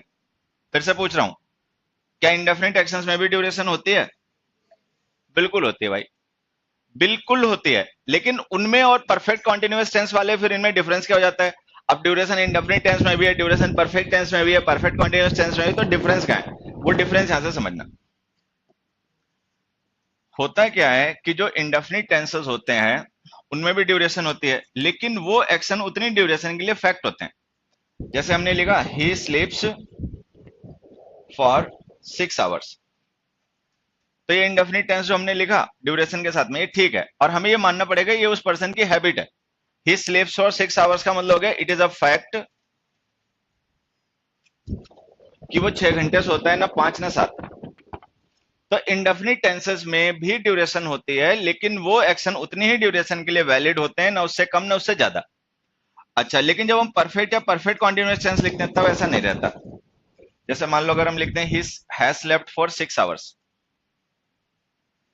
या हम लिखते हैं he has been sleeping for 6 hours,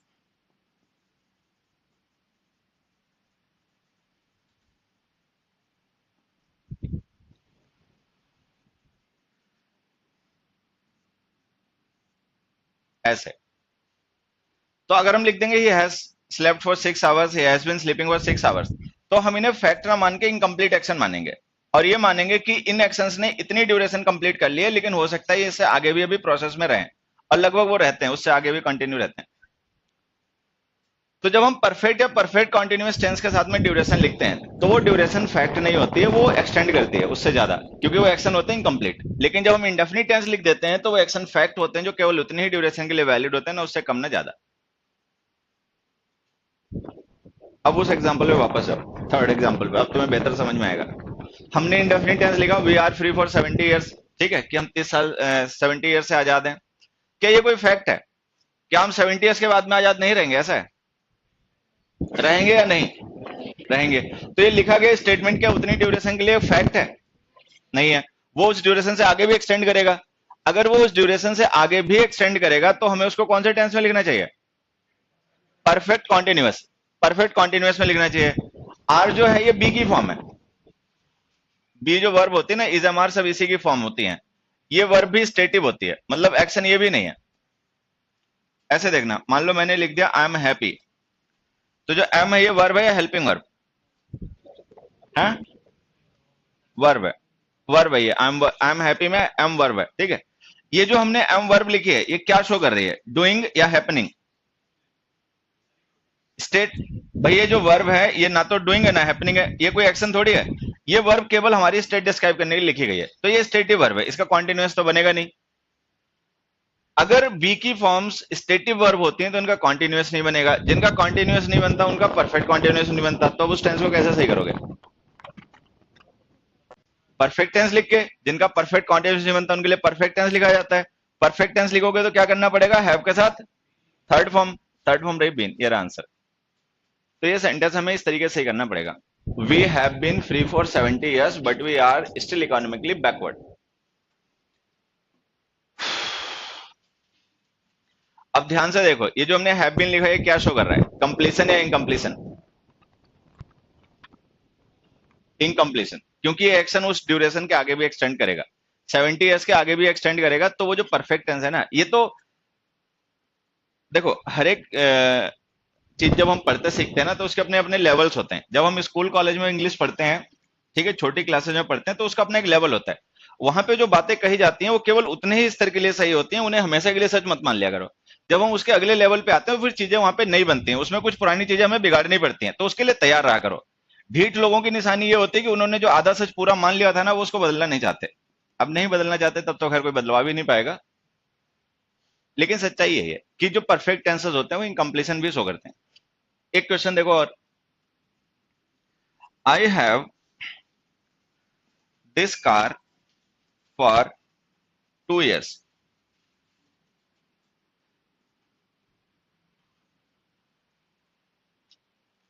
have जो हमने लिखा है, ठीक है, ये वर्ब की कौन सी फॉर्म है, फर्स्ट फॉर्म है, बढ़िया। ड्यूरेशन लिखी हुई है, तो इंडेफिनिट टेंस में ड्यूरेशन आ सकती है, आ सकती है। अगर वो एक्शन केवल उतनी ही ड्यूरेशन के लिए वैलिड हो ना, उससे कम ना उससे ज्यादा, क्या ऐसा हो सकता है? क्या ऐसा हो सकता है कि कोई कार मेरे पास केवल 2 साल के लिए है, 2 साल के बाद में नहीं रहेगी? हाँ, हो सकता है, बहुत से ऐसे सिचुएशन हो सकते हैं, कोई एक बताना। हाँ, क्या हो जाए, चोरी हो जाए, तो पहले से जान जाएगा 2 साल बाद चोरी हो जाएगी? हाँ, है तो खैर मुखर्जी नगर, कुछ भी हो सकता है, ठीक है। कुतर्क मत किया करो, समझे, चमका दूंगा भी। कार चोरी हो गई तुम्हारी, ये हो गया। मैं बताता हूँ, देखो यहाँ पे समझना। सपोज कोई कंपनी है जिसमें हम काम करते हैं, उसने हमें 2 साल के लिए वो कार दिया, 2 साल बाद वापस ले लेगी, तो एक सिचुएशन ये हो सकती है। ये मान लो हमारी डीजल कार है, डीजल कार 10 साल के लिए वैलिड होती है, 8 साल हो चुके हैं, 2 साल बाद फिर वो एक्सपायर हो जाएगी, ये सिचुएशन हो सकती है। या मान लो कोई हमारा दोस्त विदेश चला गया 2 साल के लिए और अपनी कार हमें दे गया, वापस आएगा तो ले लेगा, तो ये सिचुएशन हो सकती है। मतलब there could be multiple situation in which this sentence goes correct. बहुत सी ऐसी सिचुएशन हो सकती है जिनमें ये सेंटेंस हमारा सही हो जाएगा। लेकिन जब ये सही होगा तो हमें ये समझना है कि केवल इतनी ही ड्यूरेशन के लिए वैलिड फैक्ट है, इससे कम या ज्यादा नहीं। तो कुल मिला के अभी ये सेंटेंस सही है, मैं इसको थोड़ा सा चेंज कर देता हूं, मतलब एक्सटेंड कर देता हूं। I have this car for 2 years and will use it a few years more, and will use it a few years more। मतलब अब सेंटेंस हमने इतना लिखा, I have this car for 2 years and will use it a few years more. अब बताओ, ये fact है क्या? क्या ये कार हमारे पास 2 साल के लिए उसके बाद नहीं रहेगी, उसके बाद भी रहेगी? उसके बाद भी रहेगी, क्योंकि वो आगे लिख दिया गया, उससे हमें पता चल गया कि ये 2 साल के बाद काम खत्म नहीं होगा, ये आगे एक्सटेंड करेगा, ठीक है। अगर कोई ऐसा एक्शन जो उस लिखी गई ड्यूरेशन के लिए ही फैक्ट ना हो बल्कि उसके आगे भी कंटिन्यू करे, तो उसको कौन से टेंस में लिखोगे? परफेक्ट कॉन्टिन्यूअस में। हैव की फॉर्म जब पोजेशन शो करते हैं ना, तो परफेक्ट कॉन्टिन्यूअस इनका भी नहीं बनता। जैसे देखो, मान लो मैंने ये लिख दिया, आई हैव फ्रेंड्स। तो अगर मैं आई हैव फ्रेंड्स लिख दूं, तो ये जो वर्ब है ये क्या शो कर रही है, डूइंग या हैपनिंग? कुछ नहीं, ना डूइंग ना हैपनिंग, ये कोई एक्शन तो है नहीं, ये भी एक पोजेशन है, स्टेट मानेंगे। तो कॉन्टिन्यूअस टेंस इसका भी नहीं बनेगा। जो हैव की फॉर्म्स होती हैं इनका भी अगर ये पोजेशन शो करें तो कॉन्टिन्यूअस टेंस नहीं बनते। तो अगर कॉन्टिन्यूअस नहीं बनता तो बनेगा परफेक्ट कॉन्टिन्यूअस भी नहीं। अब क्या करोगे, प्रेजेंट परफेक्ट टेंस लिखोगे। प्रेजेंट परफेक्ट टेंस लिखोगे तो हैव के साथ थर्ड फॉर्म लिखनी पड़ेगी। क्या होती है थर्ड फॉर्म? हैड। तो हमें इस सेंटेंस को ऐसे लिखना पड़ेगा, I have had this car for 3 years and will use it a few years मोर।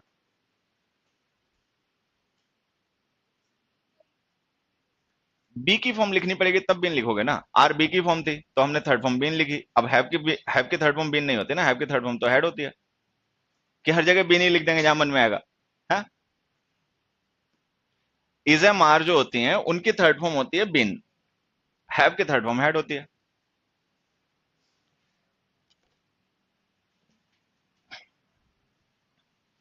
फिर से, ये जो हमने परफेक्ट टेंस लिखा हैव हैड, ये क्या शो कर रहा है, कंप्लीशन इनकम्प्लीशन? इनकम्प्लीशन। ये शो कर रहा है इनकम्प्लीशन। ये कंप्लीशन केवल टाइम का है, 2 साल कंप्लीट हो गए, कार अभी भी मेरे पास है और आगे भी रहेगी, तो ये कंप्लीशन है टाइम का। फिफ्थ क्वेश्चन देखो,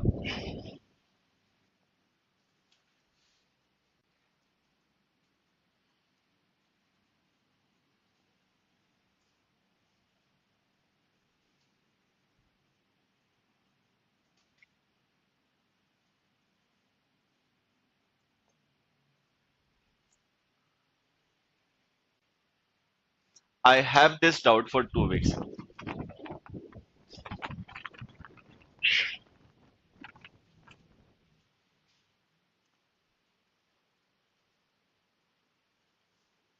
अबे सही है गलत? रिवीजन करते रहना भैया, अपना टाइम टू टाइम ना इन चीजों को जो पढ़ के जाते हैं उनका रिवीजन करते रहना। रिवीजन बेसिक चीज है, ठीक है? नहीं तो सब होच पोच हो जाएगा, पहले की बदतमीजियां है ना वो भारी पड़ेंगी और वो सब हमने नया सीखा होगा सब बराबर करके रख देंगे। क्या ऐसा हो सकता है कि हमारे पास कोई डाउट है 2 ही हफ्ते के लिए, 2 हफ्ते बाद वो खत्म हो जाएगा? कोई आदमी जानबूझ के डाउट एक पर्टिकुलर ड्यूरेशन के लिए अपने पास रखता है? हो सकता है जो डाउट आज हमारे पास है उसका कल ही हमें सॉल्यूशन मिल जाए, और हो सकता है जिंदगी भर ना मिले। तो ये तो हम नहीं कह सकते कि एक फैक्ट है इतनी ड्यूरेशन के लिए वैलिड है, इसके बाद नहीं वैलिड रहेगा। तो अगर ऐसा है कि हम इसको फैक्ट नहीं डिटरमिन कर सकते तो ये सेंटेंस तुम्हारा गलत हो गया। अब या तो ये सेंटेंस गलत है, या फिर अगर उसको सही करना चाहते हो तो क्या अगर हम ऐसे लिख दें तो ये सही हो सकता है? आई हैव इट हो जाएगा सही बच्चे, तब ये सही हो जाएगा। अब देखो ये पता सही क्यों जाएगा, क्योंकि अब हम इसे ये मानेंगे इनकम्प्लीट एक्शन है जिसने 2 weeks कंप्लीट कर लिया और आगे भी कंटिन्यू रहेगा। एक दिन रहेगा, 2 दिन रहेगा, 2 हफ्ते रहेगा, वो अलग बात है, लेकिन ये आगे भी कंटिन्यू रहेगा, तो ये लो सही हो गया। आई have had this doubt for 2 weeks, तो इसका मतलब ये 2 हफ्ते से मेरे पास डाउट है। कैसे बच्चे? अब नहीं है तो हेड नहीं लिखेगा, पास्ट इंडेफिनिट टेंस। अगर कोई डाउट अब नहीं है तुम्हें तो उसके लिए हेड लिखोगे कि हैव लिखोगे?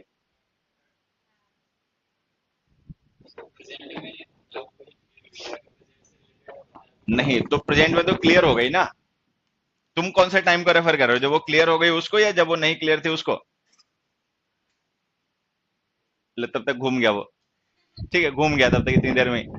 अगर मान लो कोई डाउट हमें था 2 हफ्ते के लिए, बाद में वो क्लियर हो गया, तो बच्चे जब वो प्रेजेंट से डिसकंटिन्यू हो गए ना तो वैसे लिखो जैसे वो लिखा ना, दे प्लेड फॉर 3 hours, तो वैसे लिखना पड़ेगा I had this doubt for 2 weeks and later it got solve.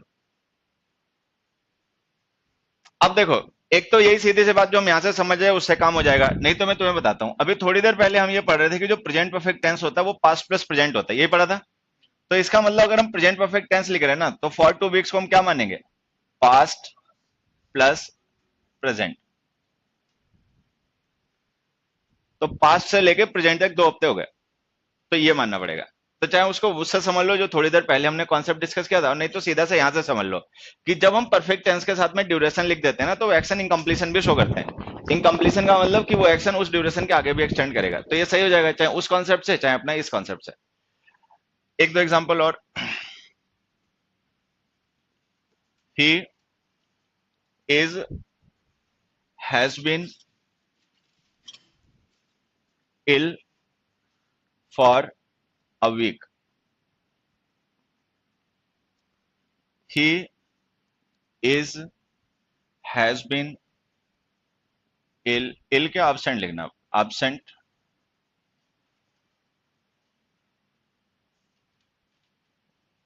अब देखो हमने यहाँ पे इज लिखा प्रेजेंट इंडेफिनिट, हैज बीन लिखा प्रेजेंट परफेक्ट, इज लिखा प्रेजेंट इंडेफिनिट, हैज बीन लिखा प्रेजेंट परफेक्ट, और ये रही duration for a week, for a week. अब हमें ये पता लगाना है कि इन सेंटेंसेस में हमें क्या लिखना चाहिए, इज लिखना चाहिए या हैज बीन लिखना चाहिए, दोनों में से कोई भी लिख दें सही रहेगा।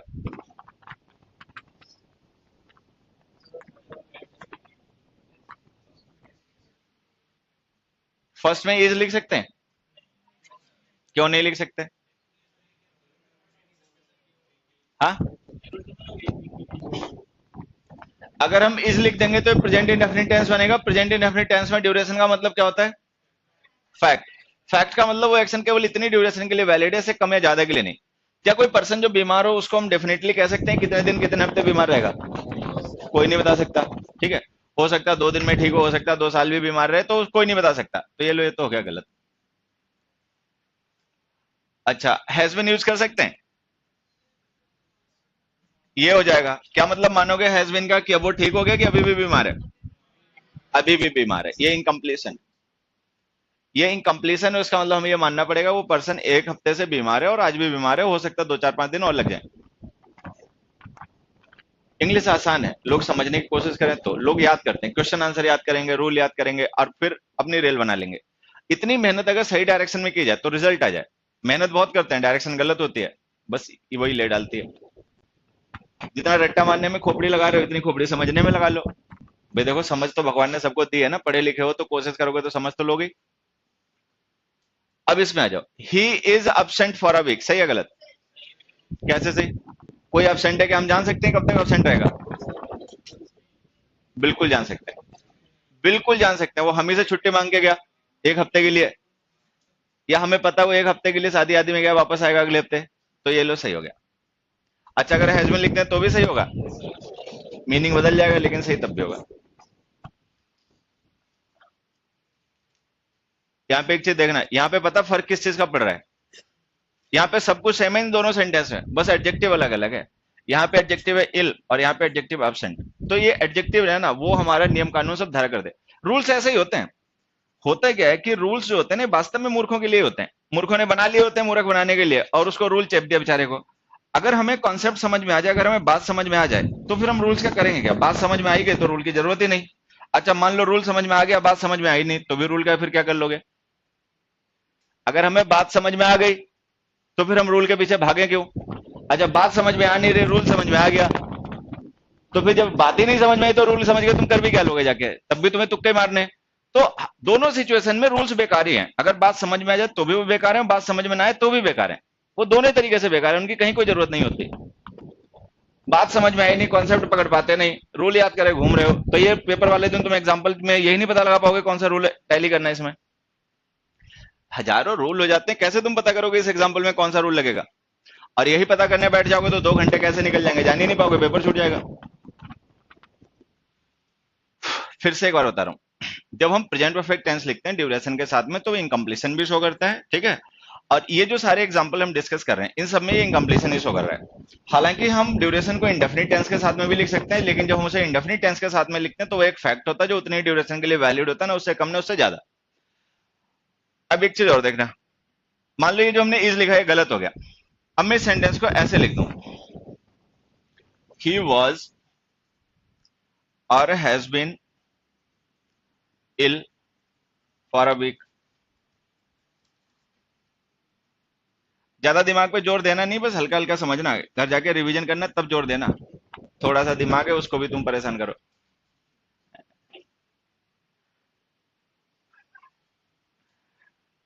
ही was ill for a week, ये ठीक है गलत? कैसे सही हो जाएगा बताना जब वो गलत हो गया? अच्छा, जो ठीक हो जाता है मतलब जो बीमारी से उबर जाता है, क्या उसका हम जान पाते हैं कब तक बीमार रहा? तो उसको तो ऐसा फैक्ट स्टेट कर ही सकते हैं ना जो ठीक हो गया। दे लो सही हो गया। अब यहाँ पे देखना, एडजेक्टिव सेम है, ड्यूरेशन सेम है, पर्सन सेम है, बस टाइम बदल दिया। अब ये प्रेजेंट का इंडेफिनिट टेंस गलत हो जाएगा, पास्ट का लिख दोगे तो सही हो जाएगा। ये कॉमन सेंस है, ये रूल्स नहीं है। ठीक है, कॉमन सेंस कॉन्सेप्ट बाद में पकड़ में आ जाएगी तो ये कॉमन सेंस से अपने हम जान जाते हैं क्या सही क्या गलत। ठीक? तो पास्ट का इंडेफिनिट टेंस सही है, हैज बीन तो तब भी सही था, अब भी सही होगा। अगला क्वेश्चन देखना, we are friends, we are good friends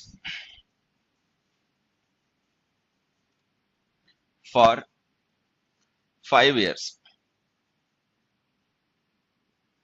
we are available here for 5 hours.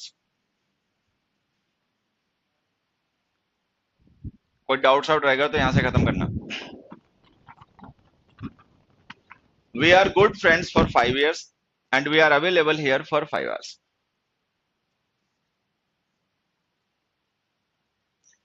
अब देखो ये आर लिखा वर्ब की फर्स्ट फॉर्म है, इंडेफिनिट टेंस, और ड्यूरेशन लिख रखी है। इंडेफिनिट टेंस में ड्यूरेशन का मतलब क्या होता है? फैक्ट। उसका मतलब होता है वो एक फैक्ट है जो उतनी ही ड्यूरेशन के लिए वैलिड है ना, उससे कम ना उससे ज्यादा। क्या ऐसा? क्या दोस्ती कॉन्ट्रैक्ट पे होती है कि 5 साल के लिए अच्छे दोस्त हैं फिर बुरे हो जाएंगे, ऐसा है? ऐसा तो नहीं होता, तो ये तो तुम्हारा गलत हो गया। अच्छा, हैव बीन लिख दें तो सही जाएगा। तब इसका मतलब क्या मानोगे? वी आर स्टिल फ्रेंड और not? We are still friend and we have completed this much duration. तो जब हम हैव बीन लिखेंगे तो इसका मतलब होगा हम आज भी दोस्त हैं और इतने साल हमने कंप्लीट कर लिए दोस्ती के। And we shall remain friends further, आगे भी हम दोस्ती रहेंगे, ठीक है। अब यहाँ जाओ, we are available here for 5 hours, ये सही हो सकता है क्या? ये हो सकता है कि मान लो हम कहीं पे गए 5 hours के लिए, 5 hours के लिए हमें वहां से वापस आना है, तो ये फैक्ट, इसको हम जस्टिफाई कर सकते हैं। तो जब हम इंडेफिनिट टेंस में ड्यूरेशन लिखते हैं तो वो एक्शन एक फैक्ट होता है जो उतनी ही ड्यूरेशन के लिए वैलिड होता है, ना उससे कम ना उससे ज्यादा। लेकिन जब परफेक्ट और परफेक्ट कॉन्टिन्यूअस टेंस में ड्यूरेशन लिख देते हैं तो फिर वो एक्शन इनकम्प्लीट स्टेट का होता है जो उस ड्यूरेशन के आगे भी एक्सटेंड कर सकता है, ठीक है। जिन वर्ब्स को कॉन्टिन्यूअस टेंस में नहीं लिखा जा सकता उनको हमें परफेक्ट टेंस में ही लिखना पड़ता है, और उनका परफेक्ट टेंस इनकम्प्लीशन ही शो करता है।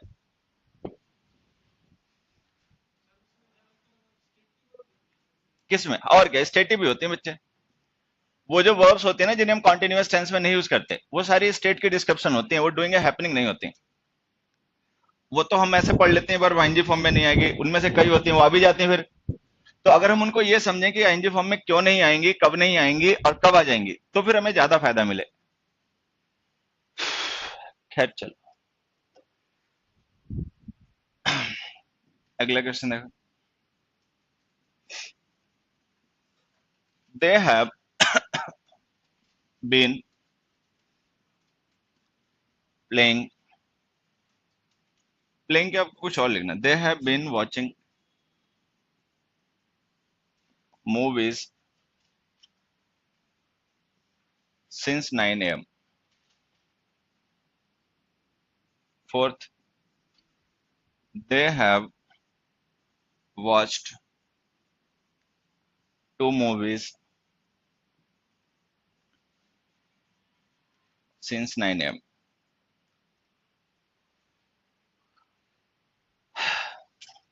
They have been watching movies since 9 a.m. They have watched 2 movies since 9 a.m.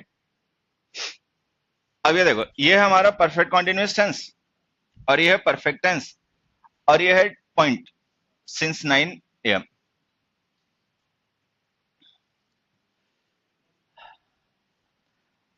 अब देखो, अभी हमने पढ़ा कि ये जो प्रेजेंट परफेक्ट और प्रेजेंट परफेक्ट कॉन्टिन्यूअस टेंसेस होते हैं इनमें कोई डिफरेंस नहीं होता है, मीनिंग भी सेम होते हैं, चाहे इसे वहां लिख दो चाहे उसे लाके यहां लिख दो, वो एक ही बात रहनी है, ठीक है। अब जो आदमी नहीं समझता वो दोनों में मीनिंग में डिफरेंस ढूंढ लेता है, लेकिन डिफरेंस होते नहीं है। क्या ये जो बात हम यहाँ पे इन दोनों को लेकर कह रहे हैं वही बात इन दोनों को यहाँ पर भी कह सकते हैं कि इसे वहां उसे यहाँ लिख दें, कोई फर्क नहीं पड़ेगा? देखो तो, क्या थर्ड सेंटेंस में परफेक्ट टेंस लिखा जा सकता है इस परफेक्ट कॉन्टिन्यूअस को हटा के? दे have watched movies since 9 a.m. नहीं लिख सकते, नहीं नहीं नहीं नहीं नहीं लिख सकते। फोर्थ में लिख सकते हैं they have been watching 2 movies since 9 a.m. इसमें भी नहीं लिख सकते। अब पता है क्या, ये टेंस जो है वो उसमें नहीं लिखा जा सकता और वो टेंस इसमें नहीं लिखा जा सकता, और ये दोनों एक दूसरे जगह लिखे जा सकते हैं। तो डिफरेंस भी होते हैं इनमें, मतलब नहीं भी होते, नहीं भी होते, वो हमें दोनों चीजें समझनी है। जो नहीं होते वो समझ लिया, जो होते हैं वो समझ लेना। हाँ, क्या बच्चे? हैव वॉच क्यों नहीं लिख सकते? वो अभी समझा रहा हूं ना अभी। तुम लोग डाउट करते हो मेरे पे क्या? है, डाउट करते हैं क्या? डाउट करते हो? सीक्वेंस जरूरी चीज होती है, क्या पहले बताने क्या बाद में बताने, बहुत बेसिक चीज होती है। तो अब यहाँ पे डिफरेंस होता है। अब देखो, जो हमें डिफरेंसेस यहाँ पे नोटिस करने हैं, सबसे पहले तो डिफरेंस जो तुम्हें नजर आ रहा होगा वो ये है कि यहाँ पे जो हमने टाइम लिखा है ना वो पॉइंट है, यहाँ पे जो लिखा था वो ड्यूरेशन था। तो एक तो ये है कि जब हम ड्यूरेशन ऑफ टाइम लिखते हैं तब तो ये जो डिफरेंसेस होते हैं वो इतने ज्यादा इंपॉर्टेंट नहीं होते, लेकिन जब हम पॉइंट ऑफ टाइम लिखते हैं तब फिर ये डिफरेंसेस बड़े इंपॉर्टेंट हो जाते हैं। तो ये जो सिंस 9 a.m. हमने लिखा ना, ये टाइम का पॉइंट है, 3 hours जो है वो ड्यूरेशन है, ठीक। एक दूसरा भी डिफरेंस यहाँ पे तुम्हें दिखना चाहिए, जैसे कोई पर्सन है सुबह से कोई काम कर रहा है, 9 बजे से कोई काम कर रहा है, ठीक है। जिस समय हम उसके बारे में बात बता रहे हैं उस समय तक उसने उस एक्शन को कितना कंप्लीट कर लिया, कितना नहीं कर लिया, मतलब रिजल्ट। ये जो टू मूवीज है ना, ये रिजल्ट है। मूवी देखना एक एक्टिविटी है, टू मूवीज देख लेना उसका रिजल्ट है। किसी भी एक्शन का रिजल्ट कब आता है? जब वो एक्शन कंप्लीशन की स्टेट में हो या इनकम्प्लीशन की स्टेट में? कंप्लीशन की स्टेट में। कंप्लीशन का स्टेट अगर होगा तो कौन सा टेंस यूज करोगे? परफेक्ट है, तो ये इसीलिए परफेक्ट टेंस लेगा। अब इस परफेक्ट टेंस का मतलब क्या मानोगे? इन्होंने दो मूवी देख के चले गए कि अभी तीसरी लगा रखी है? तीसरी लगा रखी है। इसका मतलब ये मानना पड़ेगा एक्शन इनकम्प्लीट है। ये पार्सल कंप्लीशन है केवल दो मूवीज के लिए, तीसरी मूवी प्रोसेस में चल रही है। और अगर ये चले गए होते तो ये सिंस विंस कुछ नहीं लिखना पड़ता, हम सीधे लिखते दे वॉज टू मूवीज। तो ये जो परफेक्ट टेंस है, मैं फिर से पूछ रहा हूं, ये परफेक्ट टेंस क्या शो कर रहा है? कंप्लीशन ऑफ एक्शन या इनकम्प्लीशन ऑफ एक्शन? इनकम्प्लीशन। ये पार्सल कंप्लीशन है, मतलब दो मूवीज के लिए कंप्लीशन हुआ है, तीसरी मूवी अभी प्रोसेस में।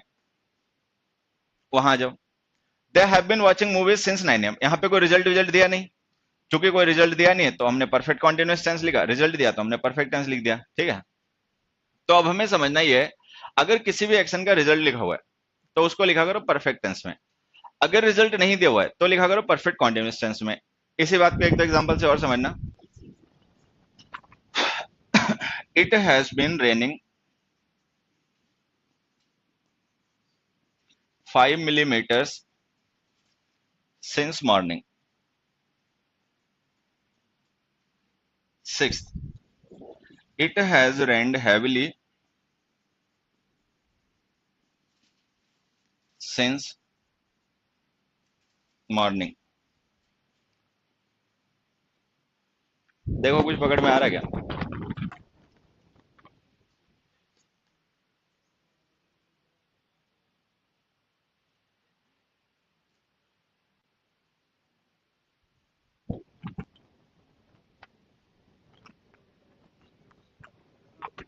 हाँ, क्या हो गया? अबे उल्टा हो नहीं गया, मैंने जानबूझ के लिखा है, हिला हुआ है क्या? अबे जानबूझ के लिखा है मैंने ऐसे। ये बड़ा काबिल है, ये सोच रहा है मैंने गलत लिख दिया। बेटा बहुत कूटूंगा। देखो बारिश होने का एक्शन है, एक्टिविटी है, क्या हम 5 mm उसका रिजल्ट माने? भाई मान लो सुबह से बारिश हो रही है और जिस समय हम उसके बारे में बता रहे हैं उस समय कितना काम हो चुका, कितनी बारिश हो चुकी, तो ये रिजल्ट हो गया 5 mm। रिजल्ट किसी एक्शन का कब आता है? जब एक्शन कंप्लीशन की स्टेट में या इनकम्प्लीशन? कंप्लीशन की स्टेट के लिए कौन सा टेंस? Perfect tense. ये जो परफेक्ट टेंस हमने यहाँ पे पॉइंट ऑफ टाइम के साथ लिखा है, ये क्या शो कर रहा है? टोटल कंप्लीशन या पार्सल कंप्लीशन? Parcel completion. ये 5 mm के लिए कंप्लीशन है, अभी हो सकता है बारिश प्रोसेस में 6 mm हो जाए, 7 हो जाए। तो जब हम पॉइंट ऑफ टाइम या ड्यूरेशन के साथ टाइम ऑफ मतलब पॉइंट ऑफ टाइम या ड्यूरेशन ऑफ टाइम के साथ में परफेक्ट टेंस लिखते हैं तो वो परफेक्ट टेंसेज इनकम्प्लीशन शो करते हैं और वो एक्शन इनकम्प्लीट स्टेट का होता है, वो उससे आगे भी बढ़ सकता है। यहां जाओ, यहां कोई रिजल्ट लिखा नहीं। हैवली जो है ना, मैं तुम्हें बता देता हूं, रिजल्ट वाले एक्सप्रेशंस जो होते हैं ना, वो हाउ मच या हाउ मैनी का रिप्लाई होते हैं। सेंटेंस में लिखे गए वो एक्सप्रेशंस जो हाउ मच या हाउ मैनी को रिप्लाई करते हैं उन्हें रिजल्ट माना करो। जैसे कोई काम हो रहा है, कितना हो चुका है, ठीक है, तो उसको रिजल्ट मानना। जो 5 mm हमने लिखा है ना, ये हाउ मच का रिप्लाई है। जैसे हमने लिखा it has rained, how much has it रेन्ड, तो आंसर आ गया 5 mm। अच्छा जो 2 है, हाउ मैनी का रिप्लाई है। They have watched movies, how many movies, then 2। तो जो हाउ मैनी हाउ मच के रिप्लाईज होते हैं इनको रिजल्ट मानना। ये जो हैवली है ना, ये हाउ मच है हाउ मैनी का नहीं है, हाउ का रिप्लाई है, और ये रिजल्ट नहीं है, ये मैनर है। ये बारिश के होने का तरीका, ये मैनर है, ये रिजल्ट नहीं है, ठीक है। अब रिजल्ट तो दिया नहीं है, अब हमने पढ़ा अगर रिजल्ट नहीं दिया तो परफेक्ट टेंस हमारा गलत हो गया, परफेक्ट कॉन्टिन्यूअस टेंस लिखना पड़ेगा। Been raining, it has been raining heavily since morning. तो ये दोनों ही गलत हो गए। एक चीज मैं फिर से बता देता हूं, अगर ड्यूरेशन लिखी होती सिंस मॉर्निंग की जगह तो ये सही हो जाता। अगर वहां पे पॉइंट नहीं ड्यूरेशन लिखी होती ना तो ये सेंटेंस सही हो जाता। It has rained heavily for 3 hours, point लिखा तो गलत हो गया। अब कुल मिला के बातों को समअप करते हैं। हमने यहाँ पे ये सीखा कि अगर पॉइंट ऑफ टाइम दिया गया हो और रिजल्ट लिखा हो तो परफेक्ट टेंस लिखना, रिजल्ट कंप्लीशन शो करता है, ठीक है। अगर रिजल्ट नहीं दिया गया हो तो हमेशा परफेक्ट कॉन्टिन्यूअस टेंस लिखना। वजह है कि यहाँ पे रिजल्ट नहीं है। अब एक सोचने वाली बात है, अगर यहाँ पे रिजल्ट नहीं है और हम परफेक्ट टेंस नहीं लिख पा रहे, ठीक है, यहाँ पे रिजल्ट है तो लिख पा रहे हैं, तो रिजल्ट तो यहाँ भी नहीं है, यहाँ परफेक्ट टेंस क्यों लिख दिया? ठीक है भाई, दे हैव प्लेड फॉर 3 hours लिखा, उसमें कोई रिजल्ट तो है नहीं, तो फिर हमने परफेक्ट टेंस क्यों लिख दिया? ये कंप्लीशन है ड्यूरेशन का, यही पढ़ा था ना कि ये कंप्लीशन है टाइम का। जब हम परफेक्ट टेंस में ड्यूरेशन लिखते हैं ना, तो वो कंप्लीशन टाइम का होता है। अगर ये कंप्लीशन टाइम का शो करने के लिए हमने परफेक्ट टेंस लिख दिया, तो यहां भी लिख दो टाइम का कंप्लीशन शो करने के लिए परफेक्ट टेंस। तेरा मुंह, फिर से चुप रहो यार। अबे चुप रहो, क्यों उल्टी सीधी गलवा रहे हो? मैं जो पूछ रहा हूं, एक चीज बता, मैंने क्वेश्चन क्या पूछा? आंसर नहीं बताना है, क्वेश्चन बताओ जो मैंने पूछा था। वो नहीं सुना इसने, देखो इतने पजामा है। मतलब इन्हें क्वेश्चन नहीं पता पूछा क्या गया और आंसर बता रहे हैं। भाई मैंने क्वेश्चन क्या पूछा था बताओ एक बार। नहीं पता ना? क्वेश्चन पता है जो मैंने पूछा था या नहीं? नहीं पता ना, तो फिर क्या बता रहा था मुझे? वे फिल्म दिखा रहा है। जब तुम ये नहीं सुन पाएगे मैंने पूछा क्या, तो तुम मुझे बता क्या रहे हो? A good listener is a good learner. ठीक है, जो बातों को अच्छे तरीके से सुन लेता है वो अच्छे तरीके से सीख भी लेता है। अब क्वेश्चन तुमने मेरा सुना नहीं ध्यान से, आंसर मुझे बता रहे हो, तो बहुत ज्यादा चांसेस है कि आंसर गलत दोगे। मेरा क्वेश्चन ये है कि यहाँ पे हमने परफेक्ट टेंस लिखा टाइम का कंप्लीशन शो करने के लिए, ठीक है? तो हम यहाँ पे परफेक्ट टेंस टाइम का कंप्लीशन शो करने के लिए क्यों ना लिखें? भाई हमने ये कह रहे हैं ना कि यहाँ पे रिजल्ट लिखा तो परफेक्ट टेंस लिख दिया, यहाँ रिजल्ट नहीं लिखा तो नहीं लिख रहे। तो अगर रिजल्ट यहाँ नहीं लिखा, परफेक्ट टेंस नहीं लिख रहे हो, तो यहाँ क्यों लिख दिया? रिजल्ट तो यहाँ भी नहीं है। और अगर यहाँ पे टाइम का कंप्लीशन शो करने के लिए परफेक्ट टेंस लिख दिया, तो यहाँ भी लिख लो, यहाँ भी टाइम का कंप्लीशन शो कर दो। अब बता आंसर, अब क्वेश्चन समझ में आ गया होगा, आंसर बता। अब नहीं बोलेगा, क्योंकि अब क्वेश्चन समझ में आ गया। अब क्वेश्चन समझ में आ गया तो आंसर है नहीं, तो चुप बैठा। अब पहले क्वेश्चन समझ नहीं पाया था तो बकवास कर रहा था। किसी दिन दौड़ाऊंगा बहुत ज्यादा तेरे को, समझा? खैर देखो बात क्या नहीं है। इधर आ बे तू। ही पॉइंट की डेफिनेशन बता बेटा, क्या होती है? Define the word point. Science पढ़ता हो ना, इंग्लिश, ओ इंग्लिश बता रहा हूँ, math. Point, area, line, line segment, geometry में होते हैं ना ये सारे। तो पॉइंट की डेफिनेशन बता। अब देखो फिर चुप बैठा, क्योंकि क्वेश्चन समझ में आ गया। जब क्वेश्चन समझ में आ जाएगा तो हमारे पास आंसर नहीं होगा, फिर हम चुप बैठ जाएंगे। और जब क्वेश्चन समझ में नहीं आएगा तो हम फुदकते फुदकते घूमेंगे, फिर हम शांत नहीं बैठेंगे, फिर हम चहकते रहेंगे। अब क्वेश्चन समझ में आएगा तो बोलेगा नहीं। भाई टाइम बता रहा हूँ, पॉइंट की डेफिनेशन बता।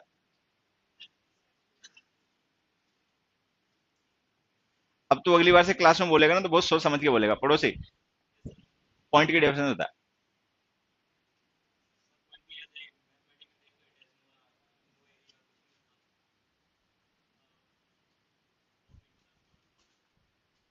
तू बता बे।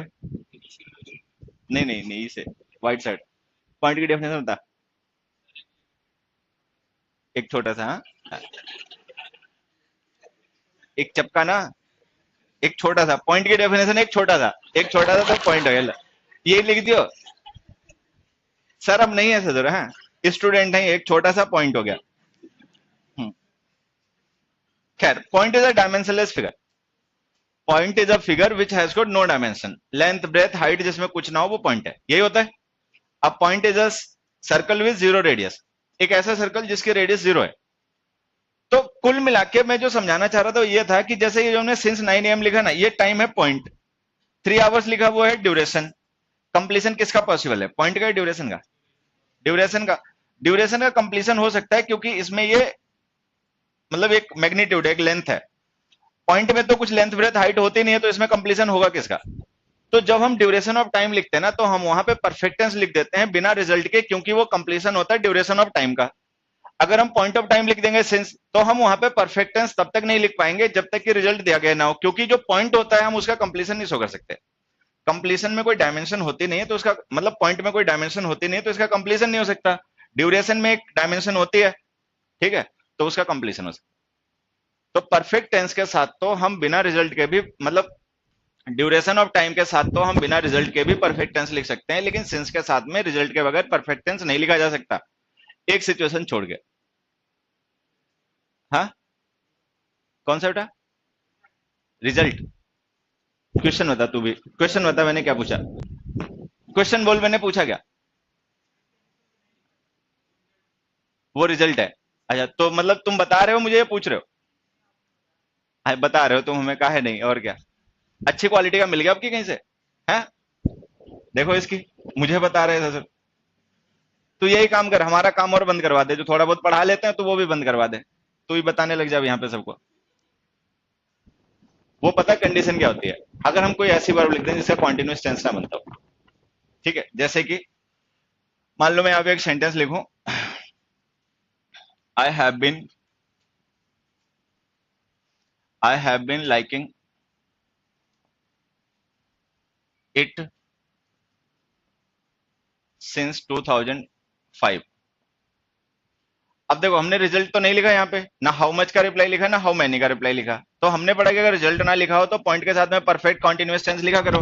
लेकिन अगर मान लो कोई वर्ब ऐसी हो जिसका कॉन्टिन्यूअस और परफेक्ट कॉन्टिन्यूअस बनता ही ना हो, तो उसको रिजल्ट से क्या लेना देना, चाहे रिजल्ट लिखो चाहे नहीं लिखो, जब उसका कॉन्टिन्यूअस बनता ही नहीं है तो बात ही खत्म हो गई।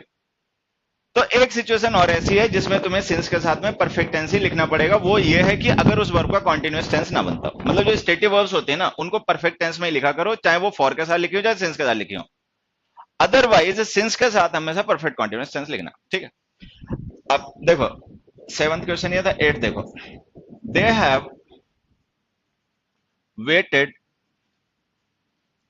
Have waited here since morning, या सिंस कुछ भी लिख देते हैं, मान लो 1 PM लिख दिया। अब यहां पे हमने पॉइंट ऑफ टाइम सिंस लिखा, ठीक है, और हैव वेटेड हमने परफेक्ट टेंस लिखा। हमने पढ़ा कि सिंस के साथ में परफेक्ट टेंस लिख सकते हैं, लेकिन कौन सी कंडीशन में, या तो रिजल्ट दिया हो, रिजल्ट लिखा यहां पे नहीं लिखा। दूसरी कंडीशन क्या होती है सिंस के साथ में परफेक्ट टेंस लिखने के लिए, कि वर्ब कॉन्टिन्यूअस टेंस में ना यूज होती हो। ये वर्ब कॉन्टिन्यूअस टेंस में नहीं यूज होती क्या, होती है। अगर कोई वर्ब ऐसी हो जो कॉन्टिन्यूअस टेंस में यूज हो जाती हो और रिजल्ट ना लिखा हो, तो सिंस के साथ हमेशा परफेक्ट कॉन्टिन्यूअस टेंस ही लिखना।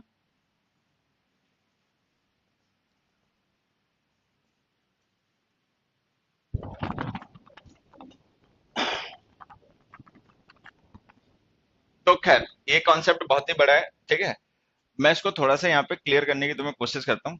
हालांकि ये चलता रहेगा, ये हमारा अगली क्लास में यही कॉन्सेप्ट कंटिन्यू करेगा। अभी जो हमने इतना सब पढ़ के एक निष्कर्ष निकाला है ना, वो पता है क्या, अगर हम किसी एक्शन के साथ में उसका ड्यूरेशन ऑफ टाइम लिख दें, ड्यूरेशन ऑफ टाइम, तो हम उसको इंडेफिनिट टेंस में लिख सकते हैं, परफेक्ट टेंस में भी लिख सकते हैं, और परफेक्ट कॉन्टिन्यूअस टेंस में भी लिख सकते हैं। लेकिन अगर किसी एक्शन के साथ में हम उसका पॉइंट ऑफ टाइम लिख दें,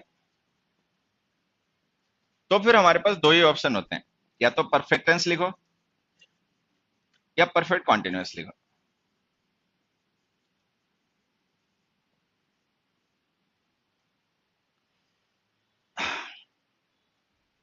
तो जिन एक्शंस के साथ में उनका पॉइंट या ड्यूरेशन ऑफ टाइम लिखा जाता है, उनके क्या क्या पॉसिबल टेंसेस हो सकते हैं, वो हमें यहां से सीखना है।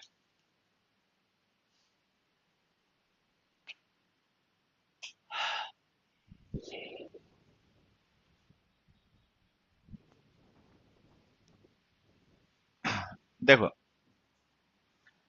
अगर किसी एक्शन के साथ में उसका पॉइंट ऑफ टाइम लिखा गया है, तो उसको परफेक्ट टेंस में तभी लिखना जब या तो उस एक्शन का रिजल्ट मेंशन हो, हालांकि वो रिजल्ट टोटल नहीं होता, वो पार्सल होता है। तो अगर हाउ मच या हाउ मैनी का रिप्लाई रिजल्ट लिखा हुआ है तो परफेक्ट टेंस लिखना, या फिर कोई ऐसी वर्ब हम यूज कर दें जो कॉन्टिन्यूअस टेंस में ना यूज होती हो, ठीक है, तो उसको भी फिर परफेक्ट टेंस में लिखना।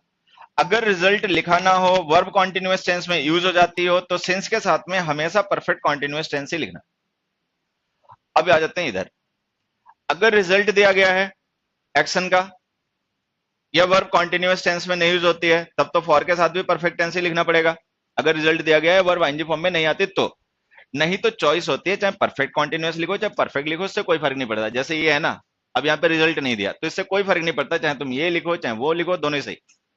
लेकिन सिंस के साथ में केवल परफेक्ट कॉन्टिन्यूअस, ठीक है। बाकी सिंस के साथ हम इंडेफिनिट टेंस नहीं लिख पाते, लेकिन फॉर के साथ हम इंडेफिनिट टेंस भी लिख लेते हैं, लेकिन इंडेफिनिट टेंस तभी यूज करते हैं जब वो एक्शन केवल उतनी ही ड्यूरेशन के लिए वैलिड हो, फैक्ट हो, उससे ना कम ना ज्यादा। और बाकी तो बड़ा कॉन्सेप्ट है। अब जो इतना आज पढ़ा दिया इसको समझ के रिवाइज करके आना, क्योंकि जो अब नेक्स्ट क्वेश्चंस आएंगे या कॉन्सेप्ट्स आएंगे ना, वो इन्हीं सारे क्वेश्चंस पे बेस्ड होंगे जो हम डिस्कस करेंगे। तो अपना रिवीजन करते रहना। बाकी संडे को मैं एक बार पहले भी बता दूंगा, 7th 8th की इंग्लिश की बुक्स ले आना प्राइवेट पब्लिकेशन की, उन्हें खाली टाइम में पढ़ा करना, कोई प्रेशर नहीं है, बस तुमको अपनी जिम्मेदारी मान के उन्हें पढ़ते रहना है। बाकी सिलेबस मेरी जिम्मेदारी है, ठीक है। बाकी आज के लिए सभी को बाय, अब कल मिलते हैं।